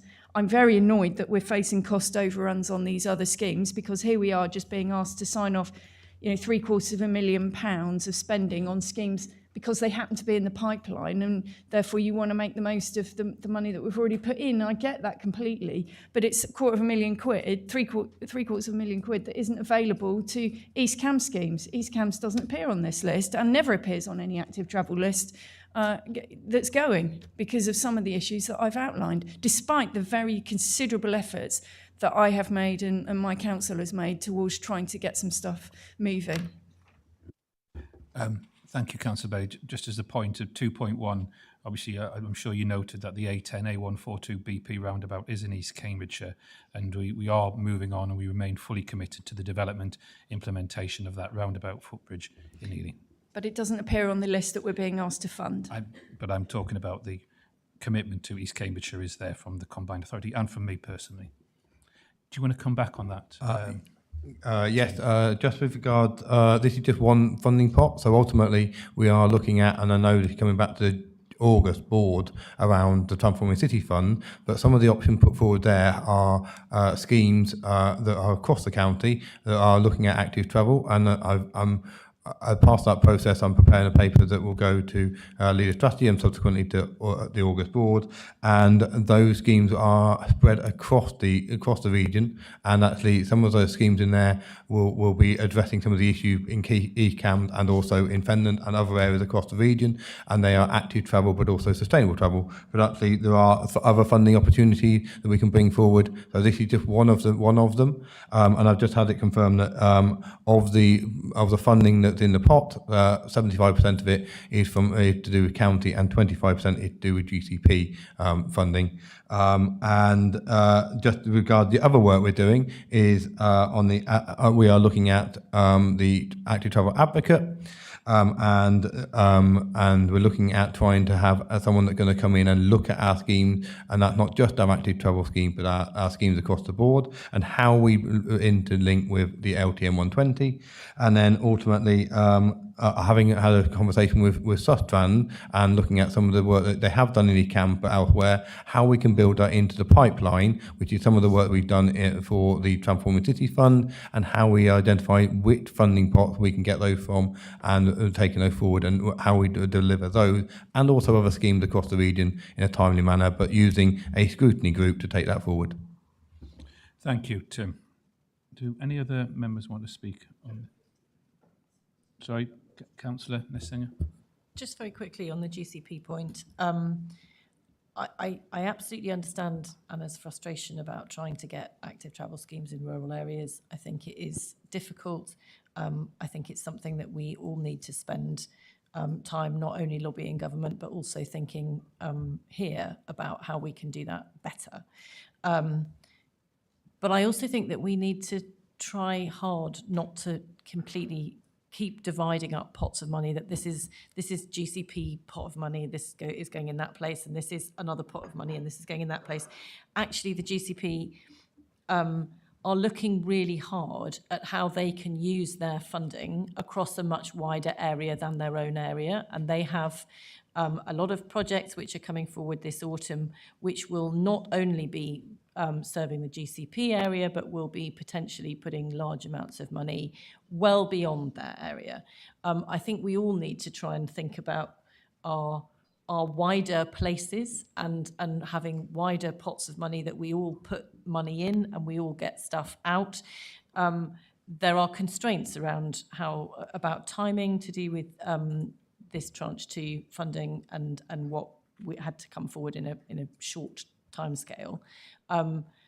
So it is a shame that so much of this is Cambridge-based. I completely agree. I think it's important that in future we make sure we've got priority for active travel schemes that are in other areas.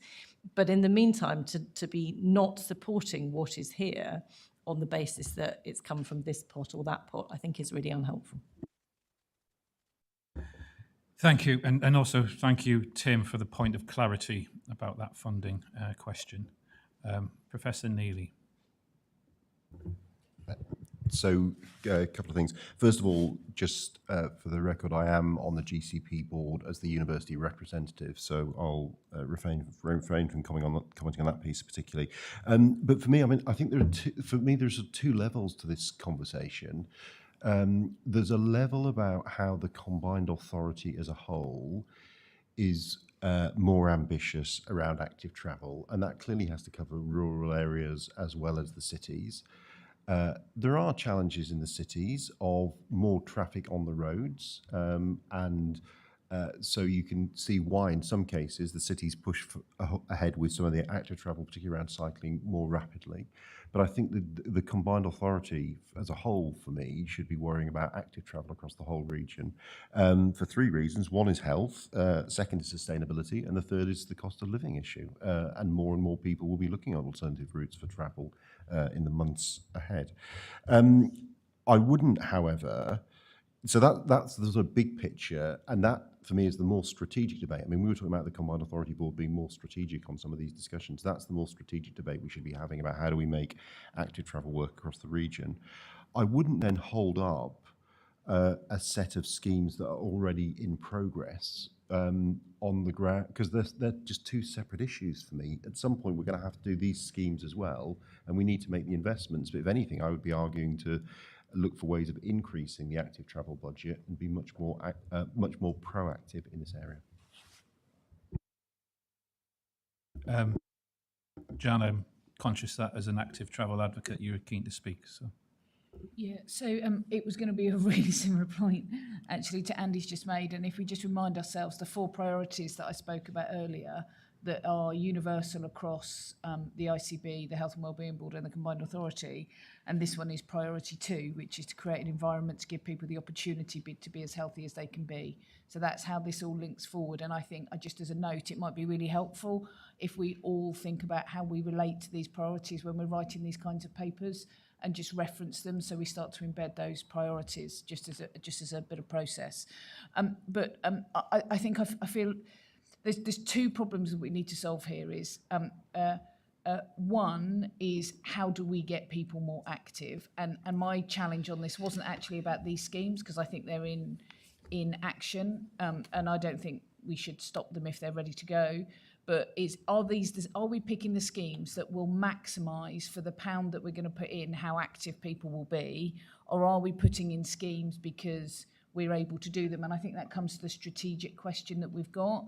And then the second point is, at some point we need to not just deal with the cost of living crisis, but the workforce and skills issue we've got, and that requires people to be transported round. And you can't have active travel, for example, as a bit of a personal experience, if I can't take my bike on the train because I can't cycle all the way from one place to the other.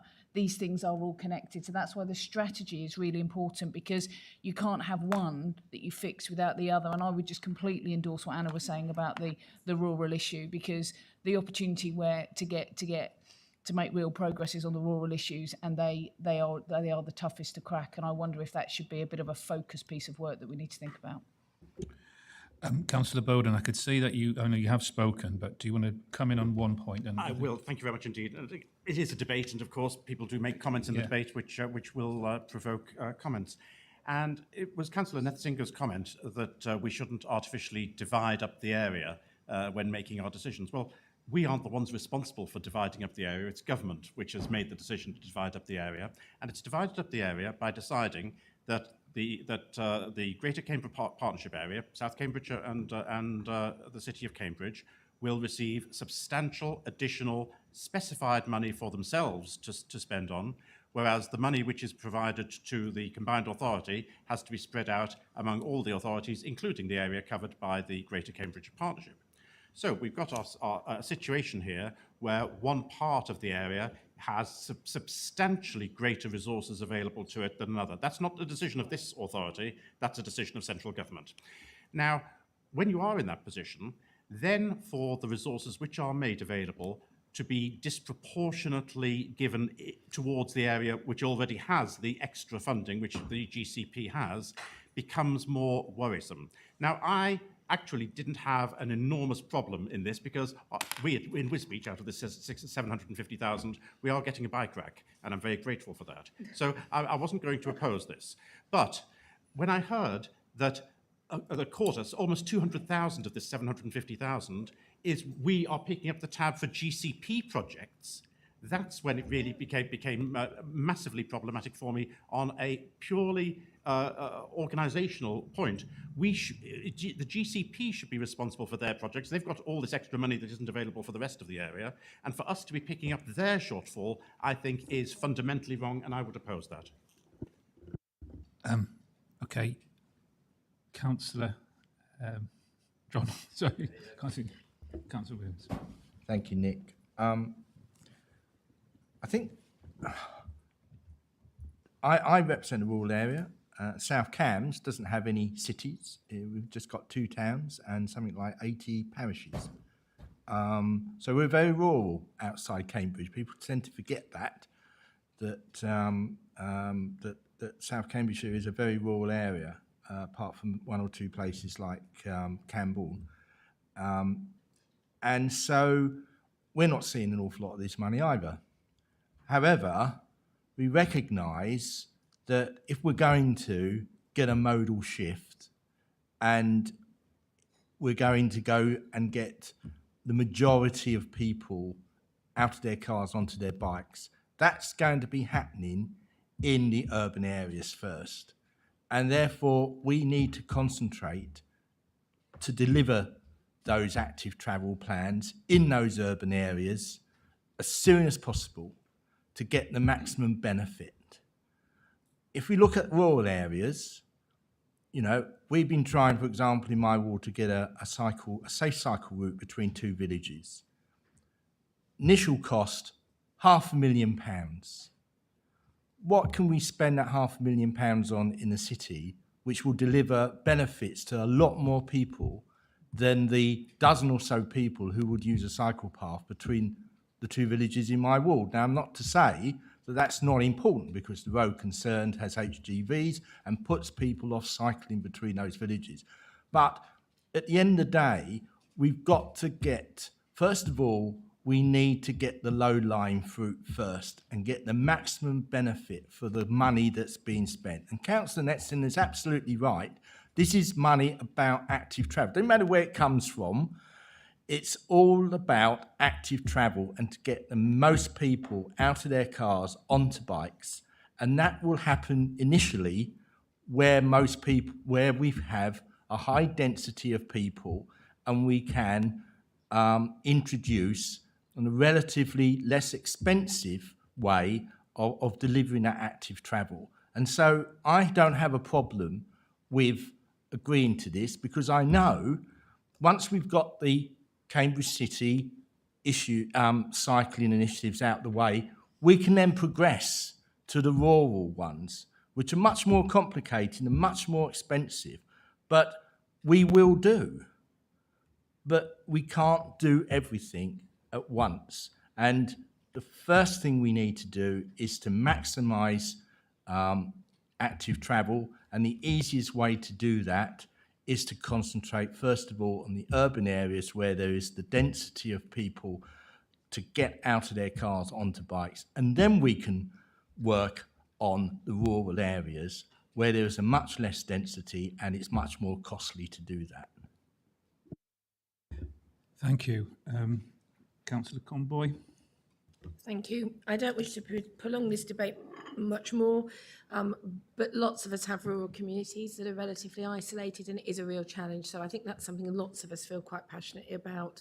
I think there is merit in trying to join up the bits of infrastructure that are nearly there, but they just don't join. And I think that's really welcome. But I am looking forward to being able to look at whether we can bring forward schemes for our more challenging locations, particularly where there is a will to move people from one place to another, but our geography doesn't assist us.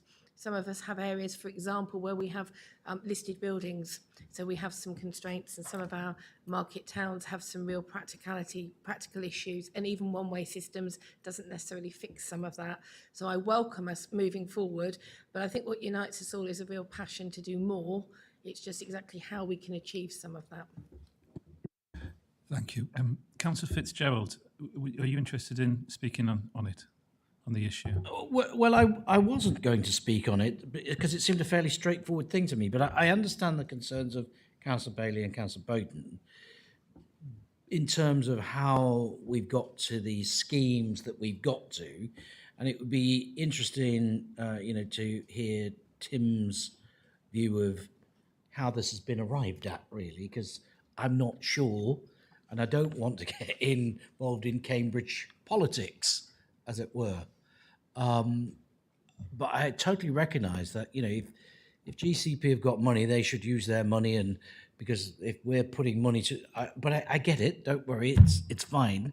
The fact of the matter is, the underlying problem here, and as the cycle people and walking people will attest, because they're forever on my case and your case, is we need to get more money to improve active travel further across the county. So the question should be asked is why we've not got more money in terms of settlement, and I'd be interested in a view on that, Tim. because it's a question that keeps being asked of me, and I've asked questions through parliamentary sources, still haven't got an answer. Anyway, that aside, the fact is there is no reason to stop these projects, but please can we be clear about financing and who's doing what, because it does deflect financing perhaps from maybe other schemes. I'm not going to get into that now. So I don't really have anything to say, but there are some underlying things going on here, perhaps for another paper or discussion about how we improve our chances of getting more active travel funding. And by the way, we need to be more ambitious about the schemes we put forward. You know, I'm forever being beaten up about cycling and pop-up cycle lanes. Well, I don't agree with those. I agree with proper design segregated active travel schemes. And I've said that and I'm saying it again. I know Councillor Herbert's wanted to come in, and I was going to... Right, go on. We do need to take a combined authority-wide look at issues. And yes, the GCP has funded almost all of the projects in its geography. The total sum of this money compared to one roundabout that the combined authority funded is less. So this is important how we do it. But I just suggest that the leaders or their representatives for each of the more rural districts have a discussion with Tim about how to bring forward projects. The reason we've got these projects is that we can deliver these projects. One of the reasons I understand we didn't get the money that we might have hoped that we'd get was our record of delivery. So let's deliver projects. I didn't know until I opened the papers today that there were Cambridge projects. I'm not here lobbying for Cambridge projects. I'm here lobbying for projects that we know we can deliver, and that's why we've got them in front of us. As the leader of a rural area, Councillor Bailey, do you want to come in and then maybe go thank to you, the Mayor. vote? I'm not objecting to the projects that are being proposed for delivery on this paper. I think Cambridge is one of the cycling capitals of the world. You know, of course we want to make it easier for people to cycle in and around Cambridge. I've got absolutely zero objection to that at all. And I think these are probably good schemes, but they've not been costed properly. The GCP now has a cost overrun. The GCP is funded specifically from central government to the tune of some £400 million, way more than this combined authority is funded to the tune of, for explicitly delivering this kind of thing. And how do I go back to residents in East Cambridgeshire who, whether the Mayor says they do or not, do not feature on this current list of projects that are proposed for funding and completing, and tell them that there are 15 schemes on there, all with a Cambridge label, that can be funded and where the Greater Cambridge Partnership is specifically funded to deliver these sorts of things.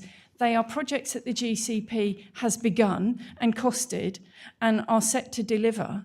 How can I go back to my residents in East Cambridgeshire and say there is no money for East Cambridgeshire and the rural areas because that we're giving some £200,000 to an organisation that is already funded to deliver the schemes that it has decided to put forward and deliver? So I've got no problem with the schemes, but I have got a massive problem with asking this authority to fund the overspend by the GCP on its schemes that it wants to deliver in Cambridge City.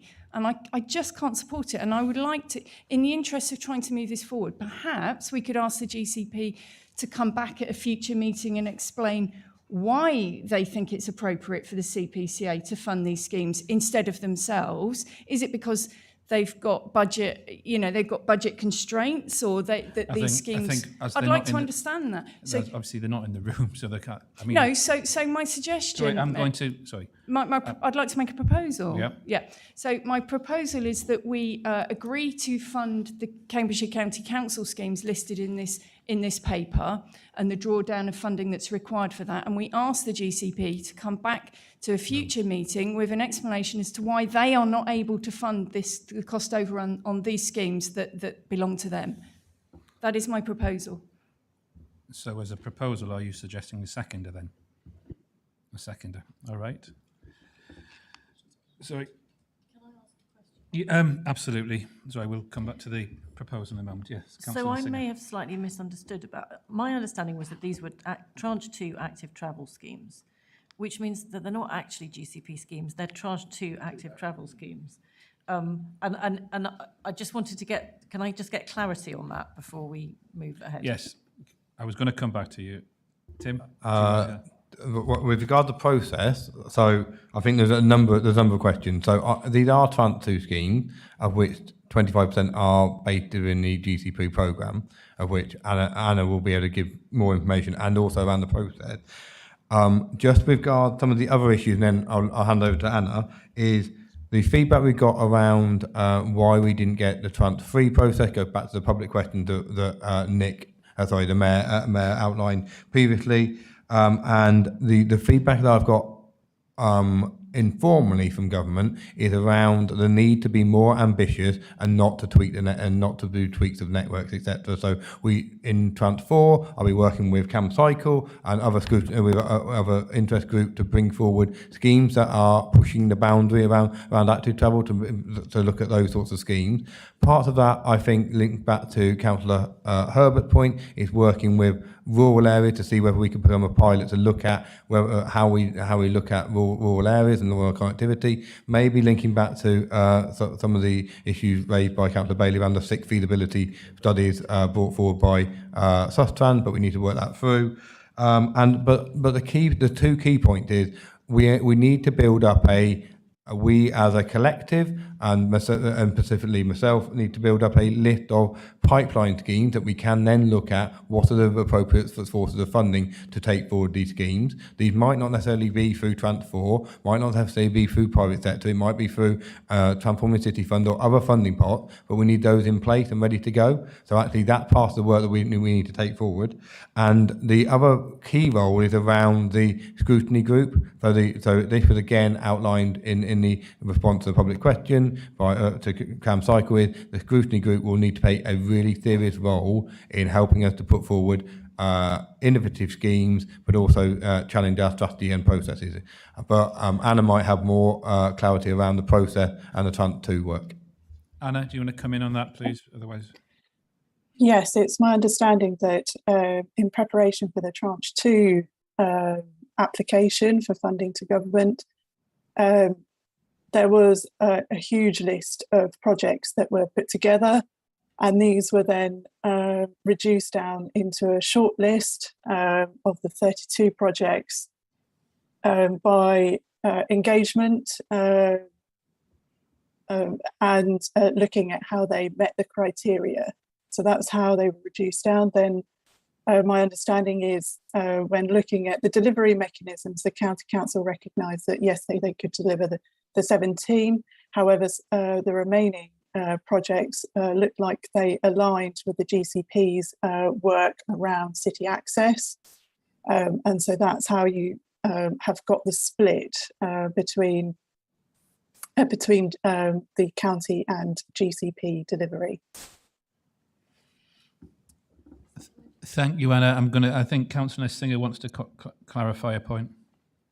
So just to clarify, it's not that these are GCP projects, it's that that these are all tranche 2 projects, some of which are being delivered by Cambridgeshire County Council and some of which are being delivered by the Greater Cambridge Partnership. So to try and think that they're not separate projects, they're just being delivered by different groups depending on who it's most helpful to deliver them. In other words, correct me if I'm wrong here, they're combined authority projects. They're tranche 2 projects. Tranche 2, as agreed by whenever tranche 2 was.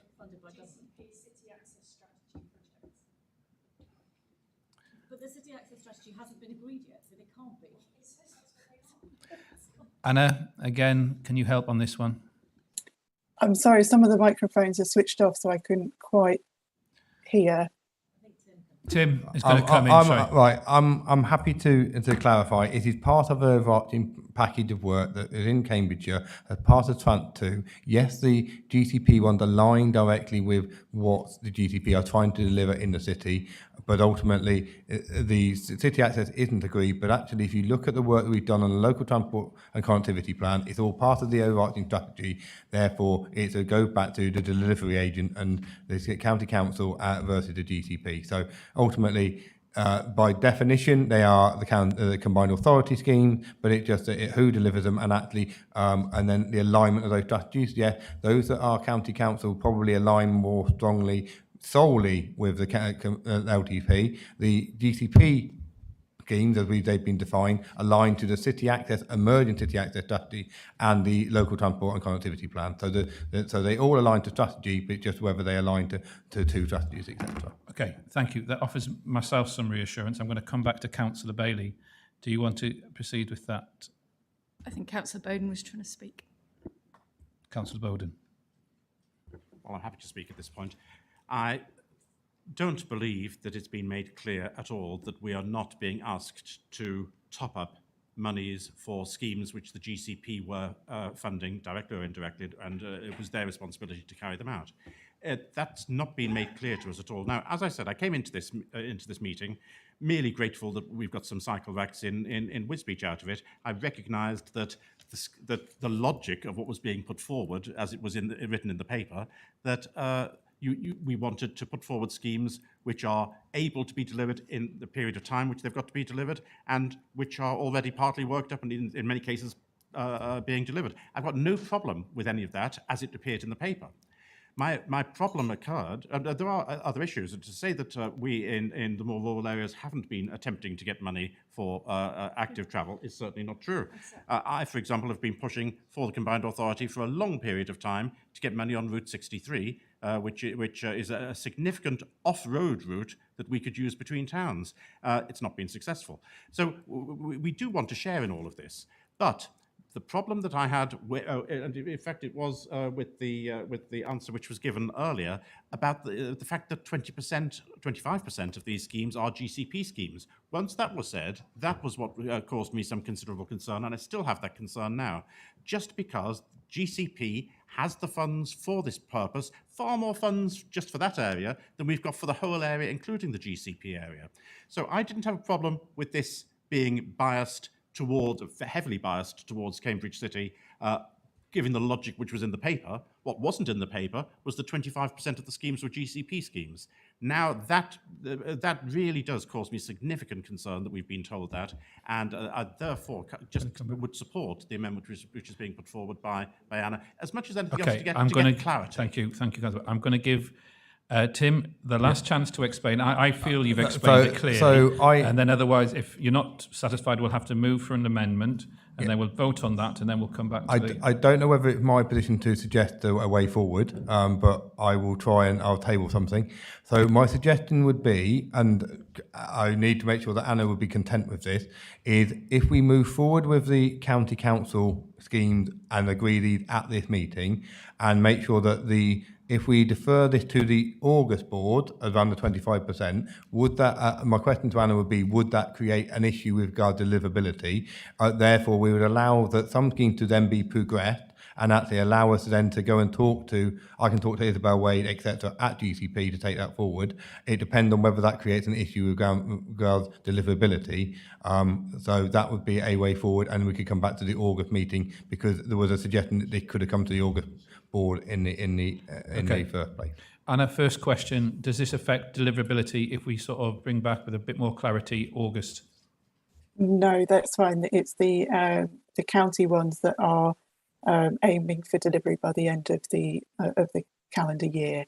So they're further ahead. Okay, thank you for that intervention. Andy, do you want to speak there? You did. Yeah. Yes, just really briefly. And I won't vote on this given my membership of the GCP board, but I just want to step back slightly. We started this meeting talking about the fact that we have an underspend on the capital budget of 25% across the Combined Authority. The comment was made at an earlier point that one of the reasons that we weren't successful in getting more money for active travel was because we are not progressing and delivering projects. we are currently arguing about £200,000 that would be spent inside the combined authority area. I won't say more. I'm with the comment made by Anna not to consider those schemes that were designated here or has been presented as GCP schemes. Are we happy to ready to move to a vote? Do you want us to still table that amendment? Well, based on what Tim has suggested, that we agree the Cambridgeshire County Council ones, and we just ask for further information back on, whether the GCP is able to fund its cost overruns on its schemes. That's what I'm interested in hearing. Because if the GCP has got the funding to pay for it, then I think we should ask them to pay for it. The comment was made. We will come back to the next meeting to clarify, because you're describing them as GCP schemes, and we're hearing something different. Now, I appreciate that's maybe how it's presented, and I'm going to ask the transport team to kind of clarify what it means in terms of funding streams for the different organisations. So the proposed amendment is then that we vote on the Cambridgeshire County Council schemes only. We'll have to, can we look at the recommendations as how they're written down? So we recommend to the, sorry, I'm looking at the wrong one. Right.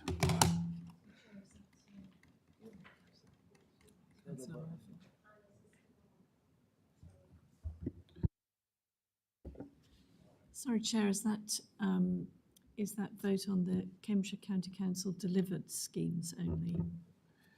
That is what we were moving towards. Is that correct, Tim? Yeah. So just to clarify, the position was we agree the county council scheme and we defer the discussion around the GCP scheme till August. Thank you, Edna, as head of governance. Yes. Sorry, my suggestion is just to clarify that, because we have had a clarification about the difference between funding and delivering. And so the point is to put the amendment as to making it clear that it's county council delivered schemes as opposed to GCP delivered schemes. Yes. So I'm looking at the recommendations that came to the board. It says approve the drawdown of 753,000 of active travel funding from the medium-term financial plan to complete a programme of active travel improvements in Cambridgeshire. And that's where we would insert as delivered by Cambridgeshire County Council. And we can obviously then bring the other plan back. Is that okay? Sorry, Councillor. Question of clarification. There's an interesting point here in that recommendation B asks for a delegation to conclude a grant funding agreement with Cambridgeshire County Council to enable work to progress. Why doesn't that include Greater Cambridge Partnership there? That doesn't even include the GCP in the recommendation. Okay. Okay, fine. Yeah, sorry, they will come through me. Could you answer the question? I'm sorry. I believe that that's now in the paper. Oh, right. Yeah. Okay. Well, that's well recognised. Okay. Well, as it stands, with the additional comment made that we would active travel improvements in Cambridgeshire as delivered by Cambridgeshire County Council. Obviously, there are other schemes that were being brought forward, which were to be delivered by the GCP, which will be brought to the next board meeting. With that change in so I think we need a new figure in there, don't we? Mine, less than 25%, presumably. Can we just read out the recommendation that we're voting on? Yeah. Okay. So, yeah.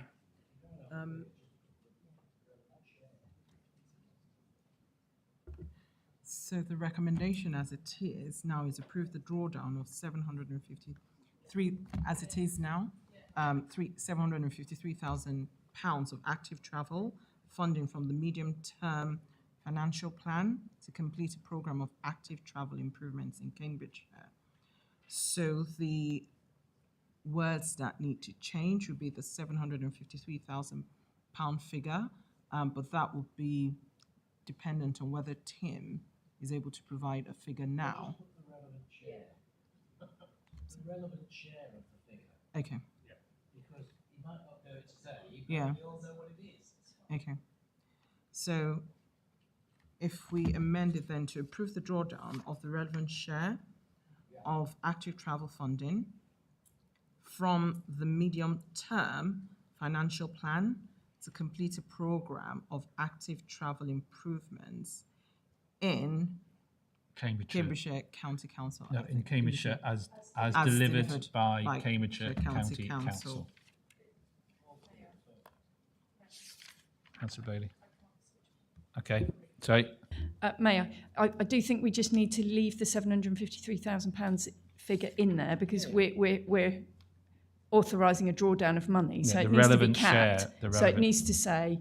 The relevant share. So it needs to read: approve the 753. drawdown of the relevant share of £753,000 of active travel funding from the medium-term financial plan to complete a programme of active travel improvements in Cambridgeshire as delivered by Cambridgeshire County Council. So that's the proposal. Seconder? Okay. I was going to go move to the vote now on that. Is that okay? We don't have to vote on that proposal, do we? It's withdrawn, presumably, Mayor. Sorry? The previous proposal.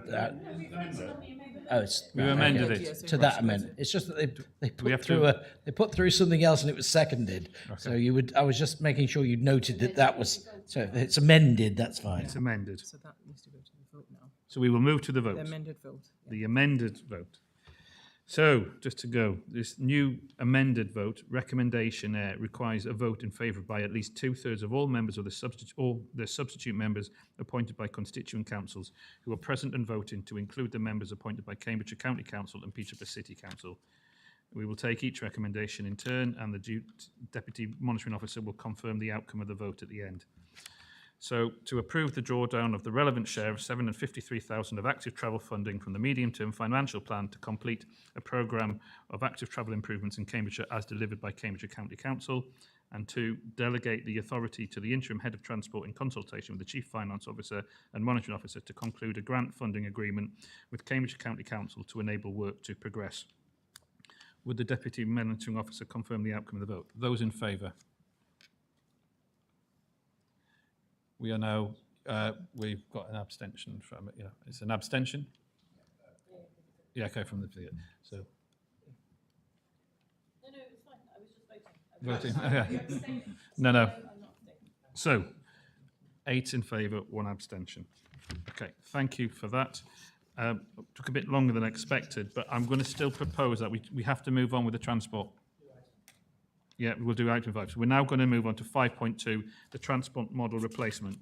Once again, the recommendation before us were endorsed unanimously by the Transport and Infrastructure Committee following through examination and debate. Mike Soper, Analysis and Evaluation Manager, joins us remotely to present the report, and Tim Bellamy is still in the room. Mike. Thank you. Can you just confirm, Chair, you can hear me? We can hear you, Mike. Thank you. Brilliant. Thank you. Just briefly, the transport model or modelling work has been identified as being on the critical path for a number of the combined authorities projects.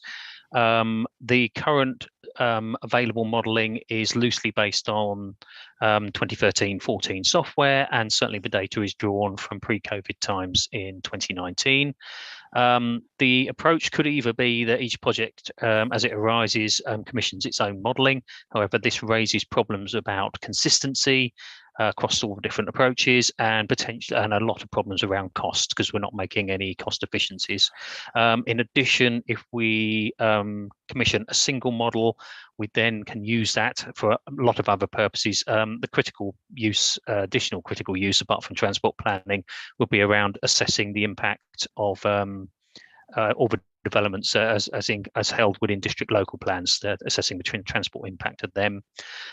Points rising from committee was very much the point that this paper sort of signals a shift in terms of how we're doing this work, from the combined authority doing its own thing to a very much a partnership approach with an integrated approach between the county, Peterborough City Council and ourselves, and with plenty of available space for our district colleagues to input through the management board of the project, of the modelling work. And also we identified within Transport Committee where the main risks to the project lay, particularly around gaining a good quality new data set of post-COVID movements, and precisely when we go out and do the surveying of traffic movements, railway movements, bus travel, and that sort of thing to go into the model. We need to hit a point where we feel the data we're collecting is data that we can use and return to over the next 5 years as a proper base for post-COVID travel. So again, that's the biggest risk that we're carrying, and I want to reassure members that the officers concerned will be managing that risk by setting a number of trigger criteria for when we do go out to survey. Thank you. Thank you, Mike. I think all board members will recall that this was something that was brought in the discussions about budgeting for the future at the end of last year. And as I recall it, everybody was very much in recognition that it would be a good thing for us to support across the board. So I'm going to move the recommendations from the chair. I need a seconder. Oh, Councillor Bowden. And are there any comments or questions now from members, or can we move to a vote? You want to comment? If I may, yes, please, Yeah, Mayor. Very much support this. The logic of it is absolutely impossible to argue against, and I always have a great deal of respect for anything which Michael puts forward, because he has such an excellent track record in such matters. There is this issue of the baseline, however, and I am concerned that we get data which is going to be valuable and helpful to us and doesn't have a shortened shelf life. We are still in a very uncertain time as to traffic movements.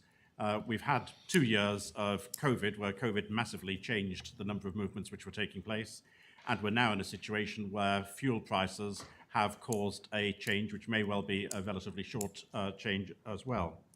So my request, and this goes against the comments I've made previously in this meeting, Mayor, about budgetary control, but my request is that we don't allow ourselves to be constrained by the end of the financial year 22-23, and if the technical assessment is that the baseline setting would be better slightly later in 23 than the year end, that we won't be influenced by the fact that our technical year end for budget purposes is 22-23. It's more important to get the data right than to get the data just taken in our current financial year. Thank you, Mayor. Mike, this came up before. Do you want to answer that, please? Yes, certainly. There's nothing I disagree with there. So I took this back to we've had since Transport Infrastructure Committee, we've had a meeting of the officer steering group for this work. We all but ruled out the going and collecting the data this September. So there is a likelihood of, this September, October, November, there is a likelihood of potential overrun, because we will then need to do a separate assessment on the transport movements for the spring of next year. So that is a possibility, yes, that there may be a need for a carry forward into the following financial year. Okay, well, it's important to note that. Thank you. Any other comments? Okay, so we're going to move to the vote, and you have to bear with me on this one. So recommendations A and B require a vote in favour by at least 2/3 of all members or their substitute members appointed by the constituent councils who are present and voting, and it has to include the members from County Council and Peterborough City Council. Recommendation C is for noting, and no vote is required. We'll take each recommendation in turn, and the Deputy Monitoring Officer will confirm the outcome of the vote at the end. So A is to agree the change in delivery for a new transport model, with Cambridgeshire County Council being commissioned to lead the delivery of the model on behalf of all partners. Those in favour? Happy? Unanimous? Agree the changes to the spending objectives for the initial transport model budget. Previously approved budget will now be committed to modelling activities of 1, the collection of data to populate current and future transport models, and 2, preparation of a full business case for the design and build of a new transport model, and 3, the retention of residual to be put towards model development, together with additional funding identified within the 2022-2023 MTFP. Those in favour? Right, okay, we've got unanimous. And then C, note the future arrangements for the review of the model, full business case and sign-off of medium-term financial plan funds, subject to approval at a future date. Those in favour, that's a noting, isn't it? I thought those in favour, noting? Noting, right, fine, okay, fine. Item 5.3, grateful for Councillor Fitzgerald definitely holding around. It's the Peterborough Bus Depot. And we have our bus specialist, Oliver Howarth, also known as the Bus Strategy Manager, to join us briefly to introduce the report. And Tim, I know you're staying with us as well. Once again, the recommendation before us we endorsed unanimously by the Transport and Infrastructure Committee. Oliver, thank you. Thank you, Mayor. Thank you, Board. This report's recommendations are to note the current position in relation to the Peterborough Bus Depot and very much that it needs to be relocated, to support the proposal to investigate alternative options for the provision of a new bus depot in Peterborough and to agree a £40,000 drawdown from the £150,000 in the subject to approval revenue budget to progress this project in a timely manner. The existing Stagecoach bus depot in Peterborough is too overcrowded to allow any diesel buses to be replaced by electric buses because the charge layouts needed to be the charge layouts for parking the buses and charging the buses need to be surrounded by Armco barriers on safety grounds, and that would take up at least 25% more space. It is the only bus depot in the area, and that means virtually no buses in Peterborough and Fenland could currently be converted from diesel to electricity. While Stagecoach is the main bus operator in the city, we want to see other bus operators be able to bid for bus contracts on a directly comparable basis. Indeed, we need to do this to meet the requirements of the Competition and Mergers Authority, the CMA, to enforce fair competition, including in the bus industry. Given the very high cost of electric buses, typically over £450,000 per vehicle, we need to help our operators equally and are seeking a way to acquire and subdivide a depot site between several operators sharing electricity charging, cleaning and engineering facilities. This is a new concept for the UK and raises several questions relating to how such facilities could be financed, either by the bus operators or through grants or contractually. As such, we need to run a modelling process that looks at all the options for buying, renting or leasing suitable premises and how such a depot could be future-proofed to deal with a fast improving technology. And that process needs some bought-in skills and knowledge in order to deliver for us a successful depot that meets the CMA, the Competition and Mergers Authority requirements. Therefore, we need to draw down some money for this process. I commend the report to the board. Thank you, Oliver. As well, move the recommendations from the chair. Do I have a seconder? Councillor Fitzgerald. Open the report to comment. John Peach.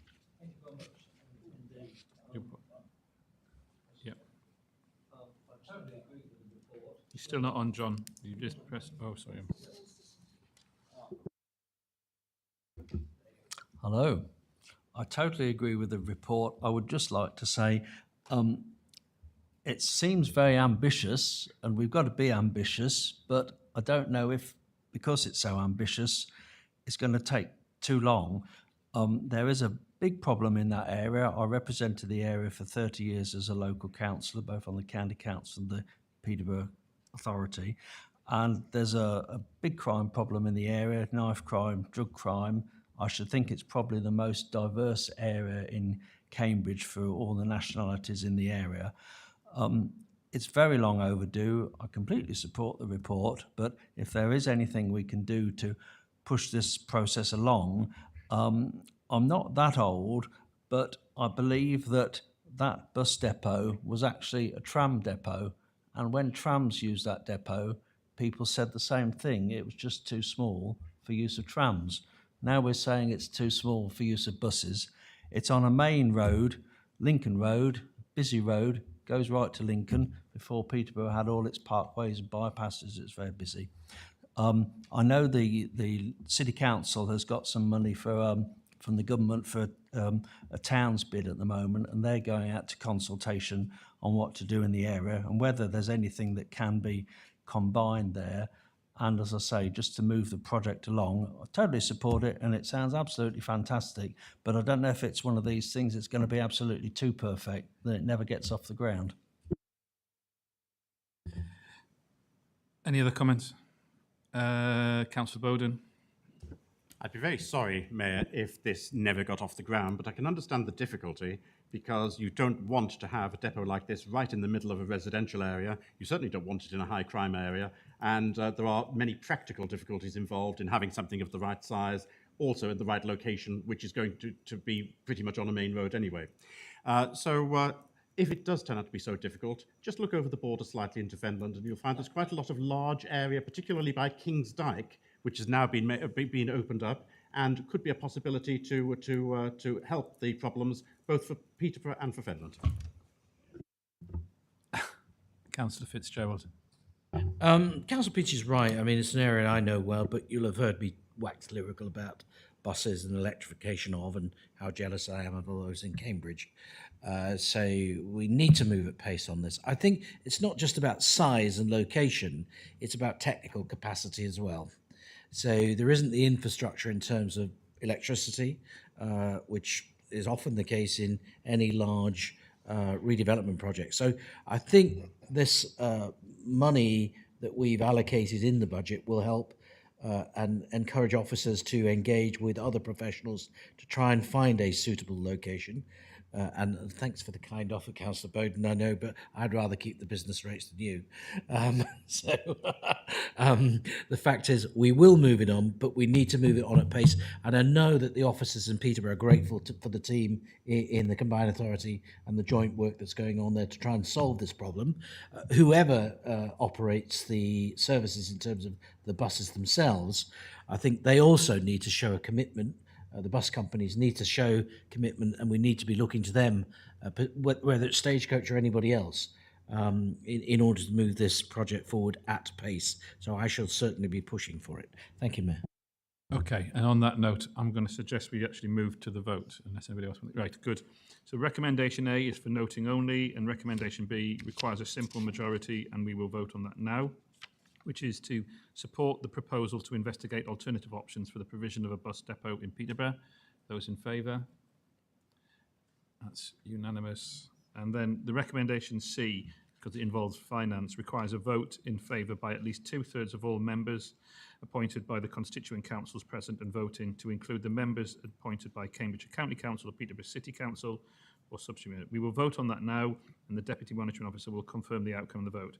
Basically, C is to agree a 40,000 drawdown from 150,000 in the subject to approval revenue budget to progress this project in a timely manner. Those in favour? Okay, good. So we're happy with that? Yep. All right, all unanimous. Thank you, Oliver. Now we're moving on to item 5.4, which is the A141 St Ives outline business case. Recommendations were endorsed unanimously by the Transport and Infrastructure Committee. And on this occasion, we've got Emma White from the Transport Programmes Manager to briefly introduce this report. Hi everyone, can you just confirm you can hear me okay? We can hear you, Emma. Thank you. Great. The A141 and St Ives Improvement Scheme. Previously, a number of studies have been undertaken to look at the A141 Huntingdon and St Ives to consider the capacity challenges in the area. Following all these projects, approval was given for the next stage of the study to develop a cost programme and proposal for the outline business case. A key early stage of the OBC is to check and reconfirm the outcomes of the SOBC, particularly for the project in the context of updated guidance and future schemes that can happen. Following this, any implications to this work can be established and the scheme can move forward in the OBC process. The initial expectation is the work will cost £6 million and will be completed across 2 financial years from 2022-23 and 2023-24. CCC and the Combined Authority will look to minimise costs and maximise efficiencies wherever possible to reduce the burden on the budgets. This will be kept under constant review and reinvested within the programme, especially when further information becomes available. An update will be provided in a timely manner. Thank you. Okay, thank you, Emma. Well, again, I'm going to move the recommendations from the chair. Do I have a seconder for Huntingdonshire, maybe? Councillor Conboy, thank you. So, questions or comments before we move to a vote?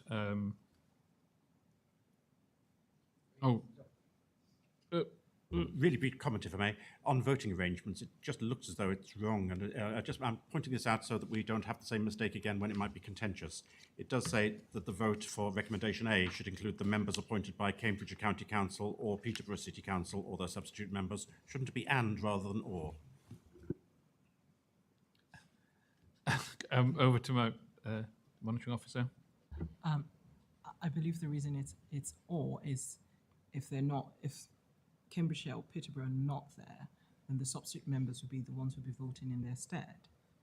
That is the second or, but the first or between Cambridgeshire County Council and Peterborough City Council should be an and rather than an or. And my suggestion is. Yes, so that's a typo. Apologies. Thank you, Councillor Bowden. Well, with that noted, I'm going to, as I say, we're moving the recommendation. We've got a seconder. So can we move to the vote? A requires a vote in favour by at least 2 members of all members or substitute members appointed by the constituent councils present, and voting to include the members appointed by Cambridgeshire County Council or Peterborough City Council, and Peterborough City Council or their substitute members. We will vote on the first, and the Deputy Monitoring Officer will confirm the outcome of the vote. Approve the release of £6 million funding for the delivery of the outline business case. Those in favour? Good. We're in unanimous. And then recommendation B requires a simple majority in favour to delegate the authority to the interim head of transport and chief finance officer to enter into grant funding agreements with Cambridgeshire County Council. Those in favour? That's unanimous by my reckoning. So finally, just 5.5, and then we'll take a break for lunch, is the East Anglian Alternative Fuel Strategy. These recommendations were unanimously endorsed by the Transport and Infrastructure Committee. And Emma, you're going to stay here to introduce the report. Hi, this report provides an update on the East Anglian Alternative Fuel Strategy. The transport sector accounts for the highest share of national CO2 emissions and therefore will need to go deep transformation to meet the UK's 2050 net zero target. The CPCA and New Anglian LEP have undertaken the work to allow for a framework to establish through which informed action can be made to mitigate and adapt to climate change. The work was undertaken in 2 phases. Phase 1 reviewed the current situation, looked at alternative fuels uptake, explored opportunities and actions, and had stakeholder engagement. Stage 2 created the action plan. The key next step is to socialise the East Anglian Alternative Fuel Strategy more widely through a public consultation. Following the public consultation, the strategy will be subjected to due governance and will form a key component of the local transport and connectivity plans documentation suite.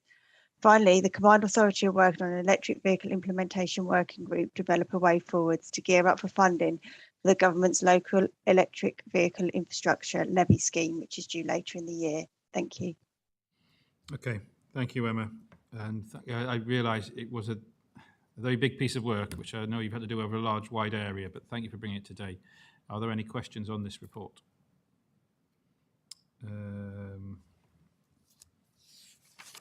Nothing at all. Okay, so I'm moving the recommendations from the chair. Do I have a seconder? Councillor Nessinger. And then, if there's no questions or comments, we are being asked to approve a 6-week public consultation on the East Anglian Alternative Fuel Strategy. Can I take that as being unanimously endorsed by the vote, or do we need to vote? No, I'm sure. So it's unanimous. Okay, thank you. Thank you for bearing with us. We've just gone past 1 o'clock. It's 10 past 1. I would propose we have a 20-minute break and then come back at 1:30 after lunch. Thank you. Thank you, Councillor Fitzgerald.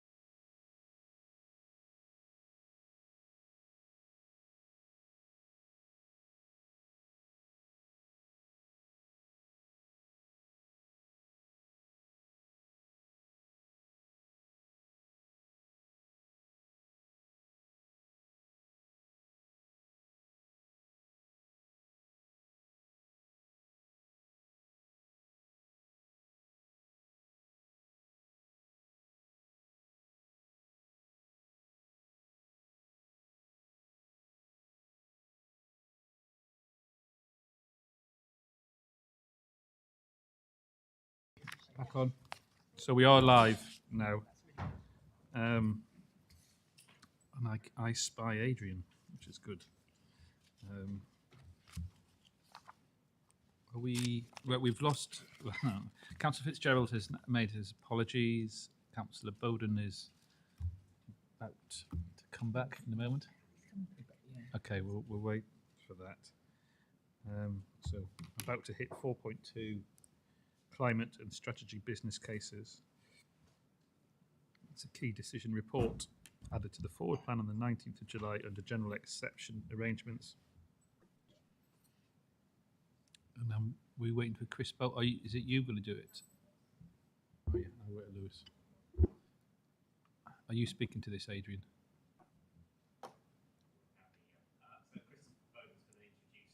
Chris Bolton. All right, fine. Hello, Mayor. Hello, Board. Hello, Chris. We're just waiting for Councillor Bowden and Councillor Herbert. Okay. Okay, no problem.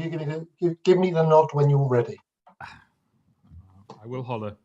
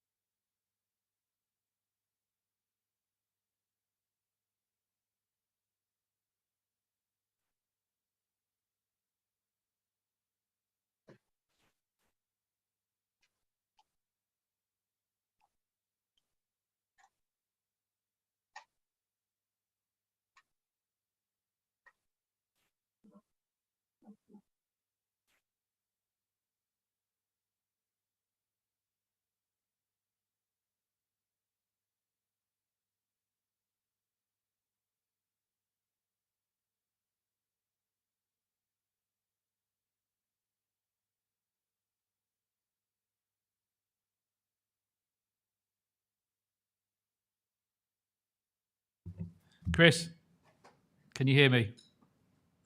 I just did thank you, Mayor. I just warmed you up. It's time to come on. The floor is yours. Wonderful. Thank you, Mayor. Good afternoon, Board. Lovely to be here. This is item 4.2. So this is the climate and strategy business cases. There's two business cases coming forward this afternoon. The Board's asked to approve funding for. The funding's already been allocated in the MTFP. The two projects are the Huntingdon Biodiversity for All and Fenland Soil. And I see Adrian's in the chamber there to answer any questions around those particular projects. And also the Board is asked to note the project progress with regards to the Waterbeach Renewable Energy Network project as well.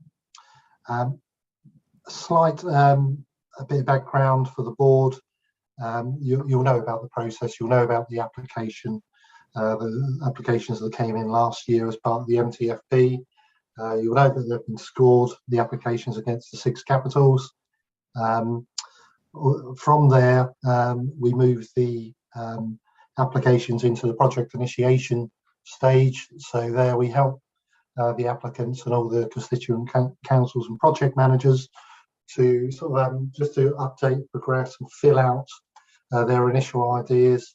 From that, we take it to an internal committee called the Performance and Risk Committee, where the Chief Exec and directors sit on said committee to review the projects, and then we put them forward to the business case stage, bearing in mind here that we make sure that the business cases are proportionate to the size of the award. We follow the Treasury 5-case business model advice, so the business cases are Green Book compliant. The business cases in front of you this afternoon have been assessed by the Chief Financial Officer to make sure that they meet value for money criteria. Thank you, Chair. Thank you, Chris. Okay, so I'm going to move the recommendations from the Chair. Do I have a seconder? Councillor Singer. Okay, questions and debate on these business cases, please. Councillor Bowden. Thank you very much indeed, Mayor. It's on the subject of fen soil. for some considerable time, we've had concerns about the lack of information about some of the soil conditions, it has to be said, in the fens more generally, and the extent to which we do have peat or peaty or peat-depleted soils. And it's not an unimportant subject, and as I think is mentioned somewhere in the report, we're very often using data which was collated some 40 years ago, which is now quite certainly out of date. So it's quite appropriate that further data is obtained. And it's also quite appropriate that there are discussions about the ways in which our farming communities will be adapting to climate change and to the new demands that there will be as a result of climate change. My concern about this organisation is that it was meant to bring together farmers and academics, and I'm getting the impression from some of the farmers I speak to that it is not representative of the voice of farmers. Now, I haven't spoken to a large number of farmers about this, but what I do intend to do, Mayor, is to make more systemic contact with farmers in my area, just to sound them out on some of the things which I see here, to see if the voices which have been expressed to me are representative of the local farming community or not. So I do have the concern, when you do have this partnership with a large international food business, which itself has a dog in the game, so to speak, that it's been expressed by some of the farmers in my area that maybe there is a lack of independence here. Now, I'm going to say no more than that because many of the objects which there are here are ones which clearly need to be satisfied, and I'm not going to object to the suggestion, the proposal which is being made here. But I do want to point out that there is this issue of independence, and there is this issue of the representative nature of the farming voice in this organisation, and I'll be watching very carefully, and I'll be getting more information from my own farmers about this. Thank you, Mayor. Anybody else want to make a comment? And I might bring in Adrian. Adrian, you wanted to come in there. I think I'll make a comment as well, but after you, please. Thank you, Chair. Yes, in terms of the farmer engagement, obviously it is a organisation set up to bring the voice of farming together with academia, and I know a number of the work streams are led by farmers, and the NFU county chairman is leading one of those work streams, but certainly happy to assist with following up that query about engagement. And I know one of the initial pieces of work was actually engaging with individual farmers on some walkovers, as they called them, of their land to compare some of the data on peat to what actually the local farmers understood. So I do believe there is a good engagement, but obviously if there are any concerns, I'm sure Fenland Soil would want to address that, and we're happy to assist with that as well. I'm not here to speak for Fenland Soil, far from it. That's for the this for the debate. But I will acknowledge that I was invited to one of those events, those walkover events, to witness the work and the research that they've done with academic institutions. And one thing I would say is that I was blown away by the kind of the ambition and the kind of desire to be part of research and to kind of take these studies further. But in all honesty, I was blown away by how many bloody farmers were there. Because as walking in as somebody with a limited background from farming from the northeast, where I'm not a part of the arable farm, and I grew up and my first job was packing sheep's wool, to be absolutely bowled over by the large number of farmers that were invited to that event, and to hear what they were sharing in terms of their knowledge of, if they picked up the soil once, they picked it up 100 times because they were passionate about making sure that they held on to that resource, which was giving back time and time again. So my experience was there is good engagement, but I think we should all be mindful of engagement and transparency going forward. But that was just my observation when I was allowed to come along to see their work so far. Does anybody else want to talk? Councillor Conboy. Well, only because I wouldn't want anybody to take my silence as saying that I wasn't supportive of the other proposal, which is the biodiversity proposal. But I think what is particularly helpful about that is around what we can do about that learning and transferring that learning and sharing that learning. And I think that's the sort of thing that is incredibly helpful across the whole of the Combined Authority, because that, again, along with the Fen Soil, we'll look at what do we learn, how do we harness that, and what can we use elsewhere, including some of those practical things that we can trial and say, this works, this would be better if. So I think what we've got before us, we've got two really interesting projects that I hope we can support, because I think we'll all benefit from them across the whole of the Combined Authority. Okay, so Councillor Bailey. Mine's a really picky point just on the paper, because I can see that the main wording of this paper will come back time and time again each time we get a new bid that's been worked up. 2.2.3 and 2.2.4 describe the process that we went through to put in bids and how they were considered. And I don't think it's entirely accurate, because the bids that East Cambs and Fenland put in are not properly reflected in there, because our bids were all shoved forward into an outcome. Any bids that were related to transport or adult skills were all pushed forward into the process, and transport bids were told we'd have to wait until the outcome of the local transport plan, and that isn't reflected in there.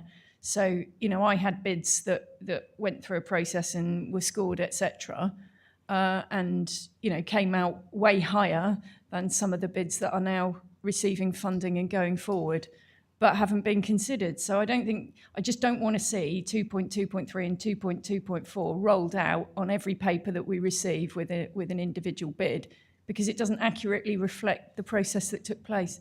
And had I known in advance that what we were really supposed to be looking at was environment bids, then we would have put some environment bids in. Of that comment. Thank you.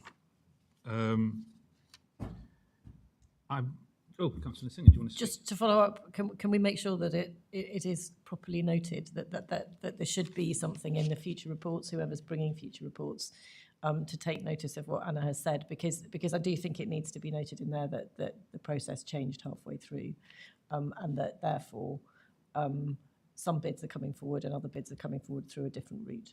I think I'm not quite sure who needs to note that. I suppose it's the author, the report author, but we do need to. It'll be one of those things that when we're looking at pre-publication and being mindful of looking at these, and just, it'll be a challenge by myself to my officers to. And on that subject, I'm really, we've got so much going on, but I am really anxious about starting the business planning process for the next cycle, like now. We absolutely need to be doing it now, because, last time we had 2 weeks to shove in a load of bids over Christmas, and we've all agreed that that was an appalling process that we don't want repeated. So we have to get absolutely focused on our business planning round next time, like immediately. Can I quickly jump in there, please, Chair? Oh yeah, Chris, do you want to come in there? That'd be helpful. Yeah, absolutely. I'd absolutely take the points with regards to the sort of covering paper and how the process changed halfway through. With regards to business planning, we've actually started that process already, Councillor. So we've put together a sort of high-level timeline, and indeed after this board meeting, we're kicking off in another board meeting. So we absolutely take your point. We understand it didn't work as well as it could have done last time, and we're very keen to change that. I do just want to say, I don't think actually that's the fault of officers in any way. I just want to put that on record. Chris, you're off the hook. Always the best answer, Mayor. So I'm keen to move to the vote. I don't really see any disagreement. So I'm going to propose to take the recommendations together. But A, B and C, that's 2 business cases and a noting of the Waterbeach Renewable Energy Network. Votes in favour? Okay, well, that's unanimous of those who are here. Thank you. And thank you, Chris, for the work on that. That's really appreciated. And indeed, Adrian, again, thank you. So we're now going to move to item 4.3, which is relevant to the UK Shared Prosperity Fund Investment Plan. Now I can see Alan Downton is our Senior Responsible Officer at GrowthWorks, joins us remotely and will briefly introduce the report.